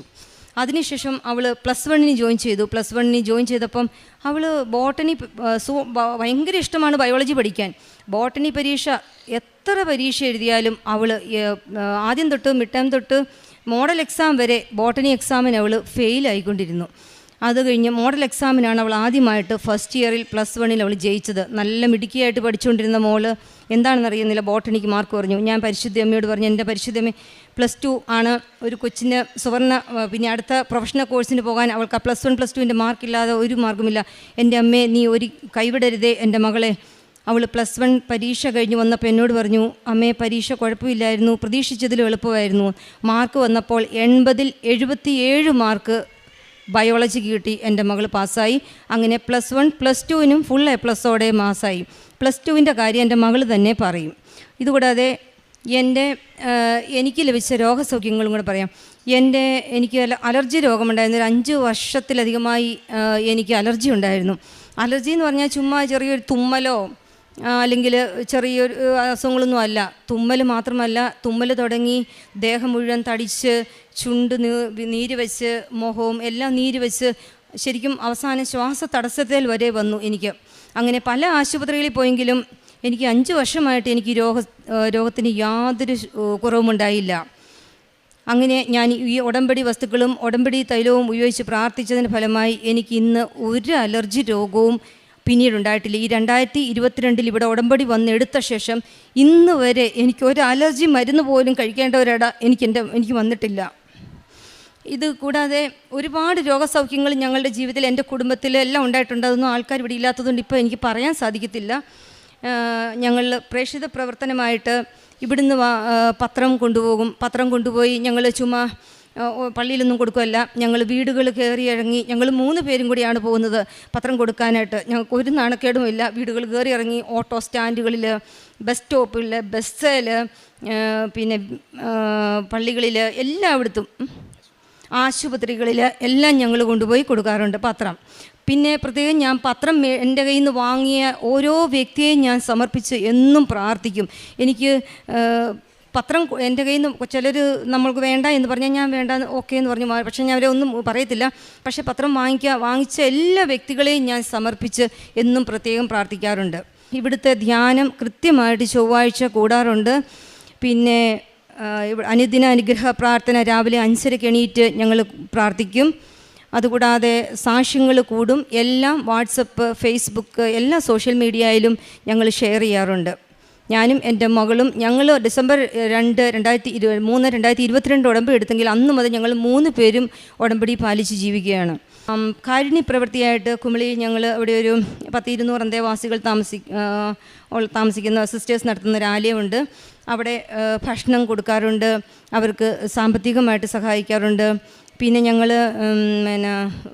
ഭക്ഷണം, ഞങ്ങളുടെ ബർത്ത്ഡേ, വെഡ്ഡിങ് ആനിവേഴ്സറിയും അങ്ങനെയുള്ള എല്ലാ ആഘോഷങ്ങളും ഞങ്ങൾ ഒരാഘോഷങ്ങളും വയ്ക്കാതെ അന്ന് ഞങ്ങൾ അവരുടെ കൂടെ അവർക്ക് ഫുഡ് കൊടുക്കാനാണ് കൂടുതൽ ഞങ്ങൾ ശ്രമിക്കാറുള്ളത്. പിന്നെ അതുകൂടാതെ ഞങ്ങൾ രോഗികളെ സന്ദർശിക്കാറുണ്ട്. ഞങ്ങൾ ഒരാളല്ല, ഞങ്ങൾ 3 പേര് ഒന്നിച്ച് ഈ ജോലി കഴിഞ്ഞ് വന്ന് രോഗികളെ കാണാൻ പോവും, രോഗികളെ സന്ദർശിക്കും. ഇതിലെല്ലാം ഉപരി ഞങ്ങൾക്ക് കിട്ടിയ ഭൗതികമായ എല്ലാ അനുഭവങ്ങളെക്കാളും അനുഗ്രഹങ്ങളെക്കാളും ഞങ്ങൾക്ക് പറയാനുള്ളത് ഞങ്ങളുടെ പ്രാർത്ഥനാ ജീവിതത്തിൽ, ഞങ്ങളുടെ ആത്മീയ ജീവിതത്തിൽ ഞങ്ങൾക്ക് ഒരുപാട് മാറ്റങ്ങൾ വന്നു. ഞങ്ങൾക്ക് ജപമാല ഒരു ദിവസത്തിൽ എത്ര ചെല്ലിയാലും ഞങ്ങൾക്ക് മതിയാവത്തില്ല. ജപമാല ഞങ്ങൾ വൈകുന്നേരം ജപമാല ചെല്ലുന്നതല്ലാതെ ഞങ്ങൾ പകല് സമയം കിട്ടുമ്പോഴെല്ലാം ഞങ്ങൾ ജപമാല ചെല്ലും. വണ്ടിയിൽ യാത്ര ചെയ്യുമ്പോൾ സാക്ഷ്യം കൂടുകയും ജപമാല ചെയ്യുകയും ജപമാല ചെല്ലുകയും എല്ലാം ചെയ്യും. ഞങ്ങൾക്ക് എപ്പോഴും പ്രാർത്ഥന ഭയങ്കര പ്രാർത്ഥന. എൻ്റെ മോളോട് ഞാൻ എപ്പോഴും പറയും, പ്രാർത്ഥനയാണ് എല്ലാത്തിൻ്റെയും ആയുധം. നമ്മൾ പ്രാർത്ഥിച്ചാൽ എല്ലാം നമുക്ക് സാധിക്കും. നമുക്ക് എല്ലാത്തിനെയും ജീവിക്കാനുള്ള ശക്തി നമുക്ക് കിട്ടും. അതാണ് നമ്മുടെ പവർ പ്രാർത്ഥന. ഇപ്പം പ്രാർത്ഥനാ ജീവിതത്തിൽ ഞങ്ങൾക്ക് ഒരുപാട് മാറ്റങ്ങളുണ്ട്. മറ്റുള്ളവർക്ക് വേണ്ടി പ്രാർത്ഥിക്കുവാനും എന്നും ദിവ്യബലിയെ സംബന്ധിക്കുവാനും, അതുപോലെ 2 ആഴ്ച കൂടുമ്പോൾ കുമ്പസാരിക്കാൻ ശ്രമിക്കും. എങ്ങാനും പറ്റിയില്ല എങ്കിൽ 1 മാസത്തിലൊരിക്കൽ എങ്ങനെയാണ് ഞങ്ങൾ കുമ്പസാരിക്കും. പിന്നെ ആധ്യാത്മികമായി ഞങ്ങൾക്ക് പ്രാർത്ഥനാ ജീവിതത്തിൽ ഒരുപാട് മാറ്റങ്ങളെല്ലാം വന്നു. പരിശുദ്ധ അമ്മയ്ക്കും ഈശോയ്ക്കും ഒരുപാട് നന്ദി. എൻ്റെ പേര് ആഞ്ചലീന. ഞാൻ വരുന്നത് സെൻറ് തോമസ് ഫൊറാന ദേവാലയത്തിൽ നിന്നാണ്. ഞാൻ ഉടമ്പടി എടുക്കുന്നത് 27/12/2024 ഞാൻ ഉടമ്പടി എടുക്കാനുള്ള കാരണം, ഞാൻ പാപ്പ ഉടമ്പടി എടുത്തപ്പോൾ മുതലേ ഞാൻ ഉടമ്പടിയിൽ ജീവിച്ചു വരുന്ന ഒരാളാണ്. എന്നിരുന്നാലും +2 പഠിക്കുന്ന കാലഘട്ടത്താണ് ഞാൻ ഉടമ്പടി എടുക്കുന്നത്. ഞാൻ ഉടമ്പടി എടുക്കുന്ന +2-ലായിരുന്നു. അപ്പോൾ അത്യാവശ്യം കുഴപ്പമില്ല, പഠിച്ചു പോകുന്നു. മോഡൽ എക്സാം എല്ലാം ഒരു കുഴപ്പവുമില്ല, എല്ലാം നല്ല മാർക്കോടുകൂടി പാസ്സായി. അങ്ങനെ ഇരിക്കെ പബ്ലിക് എക്സാം ആയപ്പോൾ നല്ല ടഫ് എക്സാം ആയിരുന്നു. ടീച്ചേഴ്സ് പോലും പറഞ്ഞു എൻട്രൻസ് ലെവൽ ക്വസ്റ്റ്യൻ പേപ്പേഴ്സൊക്കെ ആണല്ലോ എന്നോർത്തു. നല്ല പേടിയോടെ എക്സാമിനെല്ലാം പോയപ്പോഴും പ്രത്യക്ഷീകരണ പ്രാർത്ഥന ചൊല്ലി ഉടമ്പടി വസ്തുക്കൾ ഉപയോഗിച്ചാണ് ഞാൻ പൊയ്ക്കൊണ്ടിരുന്നത്. അങ്ങനെ റിസൾട്ട് വന്നപ്പോൾ എനിക്ക് മാതാവും ഈശോയും ഇടപെട്ട് എനിക്ക് ഫുൾ A+ നൽകി എന്നെ അനുഗ്രഹിച്ചു. അങ്ങനെ എനിക്ക് 10ലും +2ലും +1ലും ഫുൾ A+ നൽകി അമ്മയും ഈശോയും എന്നെ അനുഗ്രഹിച്ചു. ഇതാണ് എൻ്റെ ഒന്നാമത്തെ സാക്ഷ്യം. എൻ്റെ രണ്ടാമത്തെ സാക്ഷ്യം, ഞാൻ +2 പഠിച്ചുകൊണ്ടിരിക്കുന്ന സമയം മുതൽ എനിക്ക് നാട്ടിൽ LBSൽ നഴ്സിംഗ് പഠിക്കണമെന്ന് എൻ്റെ ആഗ്രഹമായിരുന്നു. അങ്ങനെ ഇരിക്കെ +2 പബ്ലിക് എക്സാം നടന്നുകൊണ്ടിരുന്നപ്പോൾ അമ്മ പറഞ്ഞു, എന്താണേലും നാട്ടിൽ നഴ്സിംഗ് പഠിച്ചിട്ട് പുറത്ത് പോയി ജോലി ചെയ്യാനല്ലേ താല്പര്യം, എന്നാൽ പിന്നെ പുറത്ത് പോയി പഠിച്ചാൽ നല്ലതായിരിക്കും എന്നുള്ളൊരു വിഷയം ഞങ്ങളുടെ ഇടയിൽ വന്നു. അത് എനിക്ക് ഉറപ്പാണ് മാതാവായിട്ട് അമ്മയിലൂടെ ആ സന്ദേശം അറിയിച്ചതാണ്. അങ്ങനെ ഞങ്ങൾ എന്നാൽ ഓസ്ട്രേലിയ നോക്കാം എന്നുള്ളൊരു ഡിസിഷനിലേക്ക് വന്നു. അങ്ങനെ ഞങ്ങൾ PT പഠിക്കാൻ തുടങ്ങി. 1 മാസത്തെ കോഴ്സ് എടുത്തു. എന്നിട്ട് ഞാൻ അടുത്ത മാസം എക്സാം എഴുതാൻ തുടങ്ങി. ആദ്യത്തെ എക്സാം എഴുതി. അപ്പോൾ ഞാനിവിടെ വന്ന് ജോസഫ് അച്ഛൻ്റെ അനുഗ്രഹം വാങ്ങി. അന്ന് എനിക്ക് സുഗന്ധാഭിഷേകമുണ്ടായി. അന്ന് അച്ഛൻ പറഞ്ഞു, പോയി രക്ഷപ്പെടും മക്കളെ എന്ന് പറഞ്ഞു. അപ്പോൾ എനിക്ക് ഉറപ്പായിരുന്നു ഞാൻ ഉറപ്പായും ഒരു നല്ല നിലയിലെത്തും എന്നുള്ളത് എനിക്കൊരു നല്ല ആത്മവിശ്വാസം വന്നു. അങ്ങനെ ഞാൻ PT എഴുതി. 1ാമത്തെ എഴുതി കിട്ടിയില്ല. അങ്ങനെ ഞാൻ 5 തവണ PT എഴുതി. എനിക്ക് ഒന്നെങ്കിൽ 1 മോഡ്യൂള് ഇല്ലെങ്കിൽ 1 മാർക്കിനൊക്കെ എൻ്റെ PT പോകുമായിരുന്നു. അങ്ങനെ ഞാൻ എന്നാൽ ഓസ്ട്രേലിയ വേണ്ട, എന്നാൽ UK നോക്കാമെന്നുള്ളൊരു തീരുമാനത്തിലേക്ക് വന്നു. അങ്ങനെ UKയുടെ ഒരു യൂണിവേഴ്സിറ്റി അപ്ലൈ ചെയ്തു. ആ യൂണിവേഴ്സിറ്റി എന്ന് വെച്ചാൽ കൊമേഴ്സ് ബാക്ക്ഗ്രൗണ്ട് വരെ ഉള്ളവരെ നഴ്സിങ്ങിന് എടുക്കുന്ന ഒരു യൂണിവേഴ്സിറ്റി ആയിരുന്നു. അങ്ങനെ അവിടെ ഞാൻ അപ്ലൈ ചെയ്തു. എനിക്ക് ഇൻ്റർവ്യൂ വന്നു. ഇൻ്റർവ്യൂ വന്നപ്പോൾ ഞാനത് അറ്റൻഡ് ചെയ്തു. അവരെന്നോട് ഫീഡ്ബാക്ക് പറഞ്ഞു, എൻ്റെ ഇംഗ്ലീഷൊക്കെ നല്ലതാണ്, പക്ഷേ എനിക്ക് നഴ്സിംഗ് നോളജ് കുറവാണ്. അപ്പോൾ എനിക്ക് എന്ത് ചെയ്യണമെന്ന് അറിയത്തില്ല. PT കിട്ടുന്നില്ല, ഓസ്ട്രേലിയ നോക്കാൻ പറ്റുന്നില്ല, UK അവരെന്നെ എടുക്കുന്നില്ല. അപ്പോൾ ഞാൻ പുറത്തിറങ്ങി. ഇൻ്റർവ്യൂ കഴിഞ്ഞ് അമ്മയോടും പപ്പയോടും പൊട്ടിക്കരഞ്ഞ് പറഞ്ഞു, ഇനി ഞാൻ എന്ത് ചെയ്യും? UK-കാർ എൻ്റെ നഴ്സിങ്ങിന് നോളജ് കുറവാണെന്ന് പറഞ്ഞു. ഞാൻ നഴ്സിംഗ് പഠിക്കാൻ പോവല്ലേ? അപ്പോൾ അവരെന്താ അങ്ങനെ ചോദിച്ചതെന്ന് ഞാൻ ഇവരോട് ചോദിച്ചു. അപ്പോൾ പപ്പയും പറഞ്ഞു, എല്ലാം നല്ലതിനാ, മാതാവും ഈശോയും നിനക്കൊരു നല്ല വഴി തെളിച്ച് തരുമെന്ന് പറഞ്ഞു. അങ്ങനെ ഞാനിരിക്കെ എന്ത് ചെയ്യണമെന്ന് അറിയത്തില്ല. രണ്ടും ഇങ്ങനെ അടഞ്ഞു കിടക്കുന്ന വാതിലാണ്. അപ്പം ഞാൻ ഇങ്ങനെ ഇരുന്നപ്പോൾ എൻ്റെ കൂടെ ഓൺലൈനിൽ PT പഠിച്ച ഒരു കൊച്ചെനിക്ക് മെസ്സേജ് അയച്ചു. അവൾ ക്ലബിംഗ് സ്കോർ വെച്ചാണ് ഓസ്ട്രേലിയക്ക് പോകുന്നത്. നീ ഒന്നുകൂടെ PT എഴുതി നോക്ക്, നിനക്ക് കിട്ടാത്ത മോഡ്യൂൾ ചിലപ്പം നിനക്ക് അടുത്ത കിട്ടും, ചിലപ്പോൾ നിനക്ക് ഫുള്ളായിട്ടും അടുത്ത പ്രാവശ്യം കിട്ടും, നീ എഴുതാൻ പറഞ്ഞു. എന്നിട്ടും എനിക്ക് മടിയായിരുന്നു. അങ്ങനെ ഇരിക്കുക അമ്മ പറഞ്ഞു, എന്നാൽ ഒന്നുകൂടെ എഴുതി നോക്കാം, ലാസ്റ്റ് ഒരു എഴുത്തൂടെ, മാതാവും ഈശോയും എന്താണ് തീരുമാനിക്കട്ടെ, ഉറപ്പായും തരുമെന്ന് പറഞ്ഞു. അങ്ങനെ ഞങ്ങൾ 6ാമത്തെ അറ്റംപ്റ്റ് PT എഴുതാനായിട്ട് പോയി. പോകുന്നതിൻ്റെ തലേ ദിവസം ഞാൻ ഉറക്കത്തിൽ അമ്മയോട് പറഞ്ഞു, എനിക്ക് ഈ പ്രാവശ്യം PT ലിസണിങ് മോഡ്യൂൾ കിട്ടും എന്ന് പറഞ്ഞു. അപ്പോൾ അമ്മ എന്നോട് ചോദിച്ചു, ആരാ പറഞ്ഞതെന്ന് ചോദിച്ചു. ഞാനൊന്നും മിണ്ടിയില്ല. അപ്പോൾ അമ്മ പറഞ്ഞു, മാതാവായിരിക്കും പറഞ്ഞേ, മോള് കിടന്ന് ഉറങ്ങിക്കൊള്ളാൻ പറഞ്ഞു. പക്ഷേ ഇത് ഞാൻ ഉറക്കത്തിൽ പറഞ്ഞതുകൊണ്ട് ഞാൻ ഇത് പറഞ്ഞതായിട്ട് എനിക്ക് ഓർമ്മയില്ലായിരുന്നു. അങ്ങനെ ഞാൻ രാവിലെ എണീറ്റപ്പോഴാണ് അമ്മ പറയുന്നത് ഞാനിങ്ങനെ രാത്രി പറഞ്ഞായിരുന്നെന്ന്. അപ്പോൾ എനിക്ക് ഉറപ്പായി എനിക്ക് PT എക്സാം കിട്ടും എന്നുള്ളത്. അങ്ങനെ ഞങ്ങൾ PT എക്സാം എഴുതാൻ ചെന്നപ്പോൾ ഞാൻ ഈ 5 തവണ എഴുതിയപ്പോഴും 1, 2, 3 മാക്സിമം ഒരു 4 പേര്, അതിൽ കൂടുതലുള്ളവർ എൻ്റെ കൂടെ അത്രയും പേരിൽ കൂടുതൽ എൻ്റെ കൂടെ എക്സാം എഴുതിയിട്ടില്ല. ഞാൻ തന്നെ വരെ എക്സാം എഴുതിയിട്ടുണ്ട്. എല്ലാവർക്കും അറിയാം PT ഇതിന്ന് നമ്മൾ പേഴ്സൺ ടു പേഴ്സൺ കമ്മ്യൂണിക്കേഷൻ അല്ല, നമ്മൾ കമ്പ്യൂട്ടറിനോടാണ് എല്ലാം ചെയ്യുന്നത്, speaking, writing, listening and reading. അപ്പം സ്പീക്കിങ്ങിനൊക്കെ കയറി കഴിഞ്ഞാൽ കുറേ പേരുണ്ടെങ്കിൽ നമുക്ക് ഭയങ്കര ഡിസ്റ്റർബൻസ് ആണ് സ്പീക്കിംഗ് സമയത്ത്. അപ്പോൾ ഞാൻ അന്ന് 6th അറ്റംപ്റ്റിന് ചെന്നപ്പോൾ ഞാൻ 5 പ്രാവശ്യവും കാണാത്തതിലും അധികം ആൾക്കാരാണ്, എൻ്റെ ഹോളും നിറച്ച് മനുഷ്യരാണ് PT എഴുതാൻ വന്നേക്കുക. എനിക്ക് നല്ല ടെൻഷനായി. കാരണം സ്പീക്കിംഗ് ഞാൻ എങ്ങനെ ചെയ്യും എന്നുള്ളൊരു ക്വസ്റ്റ്യൻ ആയിരുന്നു എൻ്റെ മനസ്സിൽ. എങ്ങനെ ഞാൻ അതിന് തിരിച്ച് റെസ്പോണ്ട് ചെയ്യും, എനിക്കൊന്നും അറിയത്തില്ല. അപ്പോഴത്തേക്കും പപ്പ പറഞ്ഞു, ഇവിടെ വന്നിരിക്കുന്നവരുടെയൊക്കെ ചിലപ്പോൾ ആദ്യത്തെയോ രണ്ടാമത്തെയോ എഴുത്തായിരിക്കും, പക്ഷെ നമ്മുടെ ലാസ്റ്റത്തെ എഴുത്താണ്. നീ മാതാവിനെ വിളിച്ച് പ്രാർത്ഥിച്ച് കയറിക്കോ, ഈ പ്രാവശ്യം മാതാവ് നിനക്ക് തരുമെന്ന് പറഞ്ഞു. അങ്ങനെ ഞാൻ എക്സാമിന് കയറാൻ നേരം പുറത്ത് വാതിലിൻ്റെ അവിടെ നിന്നിട്ട് പറഞ്ഞു, മാതാവ് വേണം എഴുതാൻ, മാതാവ് വേണം റീഡ് ചെയ്യാൻ, മാതാവ് വേണം റൈറ്റ് ചെയ്യാൻ, മാതാവ് വേണം ലിസൺ ചെയ്യാൻ എന്ന് പറഞ്ഞ് ഞാൻ എക്സാമിന് കയറി. ഞാനാണ് രണ്ടാമത്തെ എക്സാമിന് കയറിയത്. എക്സാം കഴിഞ്ഞ് ആദ്യം ഞാനാണ് ഇറങ്ങിയത്. എക്സാം കഴിഞ്ഞ് ഇറങ്ങി പുറത്ത് വന്നപ്പോഴേക്കും എന്നോടൊരു ചേച്ചി ചോദിച്ചു, എനിക്ക് എത്രയാ സ്കോർ വേണ്ടതെന്നൊരു ചേച്ചി ചോദിച്ചു. അപ്പം ഞാൻ പറഞ്ഞു 66 ആ ചേച്ചി എന്ന് പറഞ്ഞു. പക്ഷേ എനിക്കറിയത്തില്ലായിരുന്നു 66 ആണ് ഓസ്ട്രേലിയക്ക് വേണ്ടതെന്ന്. കാരണം ഞാൻ PT പഠിക്കാൻ സമയത്ത് 65 ആയിരുന്നു നഴ്സിങ്ങിന് വേണ്ടിയിരുന്നത് എല്ലാ മോഡ്യൂളിനും. പക്ഷേ ഞാൻ എക്സാമും കഴിഞ്ഞ് എല്ലാം കഴിഞ്ഞപ്പോഴാണ് ഞാൻ അറിയുന്നത് 66 എന്നുള്ളൊരു നിയമത്തിലേക്ക് ഓസ്ട്രേലിയ മൂവ് ചെയ്തെന്ന്.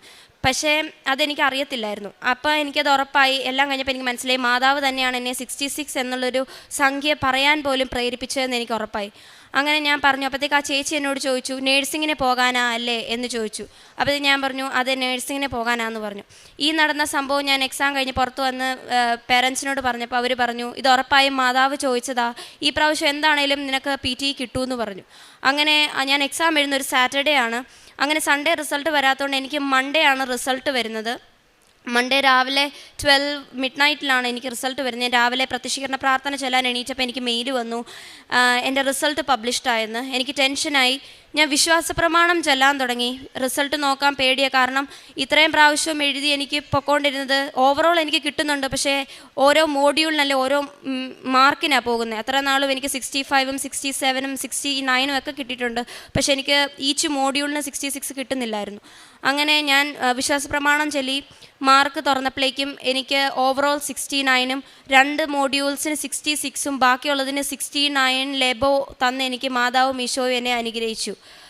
അത് എനിക്ക് വരുന്നത് എൻ്റെ ഉടമ്പടി തീരുന്ന ദിവസമായിരുന്നു എനിക്ക് ആ റിസൾട്ട് വരുന്നത്. അപ്പോൾ എനിക്ക് ഉറപ്പായി മാതാവും ഈശോയും ഇടപെട്ടാണ് എനിക്ക് ആ PT തന്നതെന്ന്. ഇതാണ് എൻ്റെ ഒന്നാമത്തെ സാക്ഷ്യം. ഈശോയ്ക്കും അമ്മയ്ക്കും 1000 നന്ദി.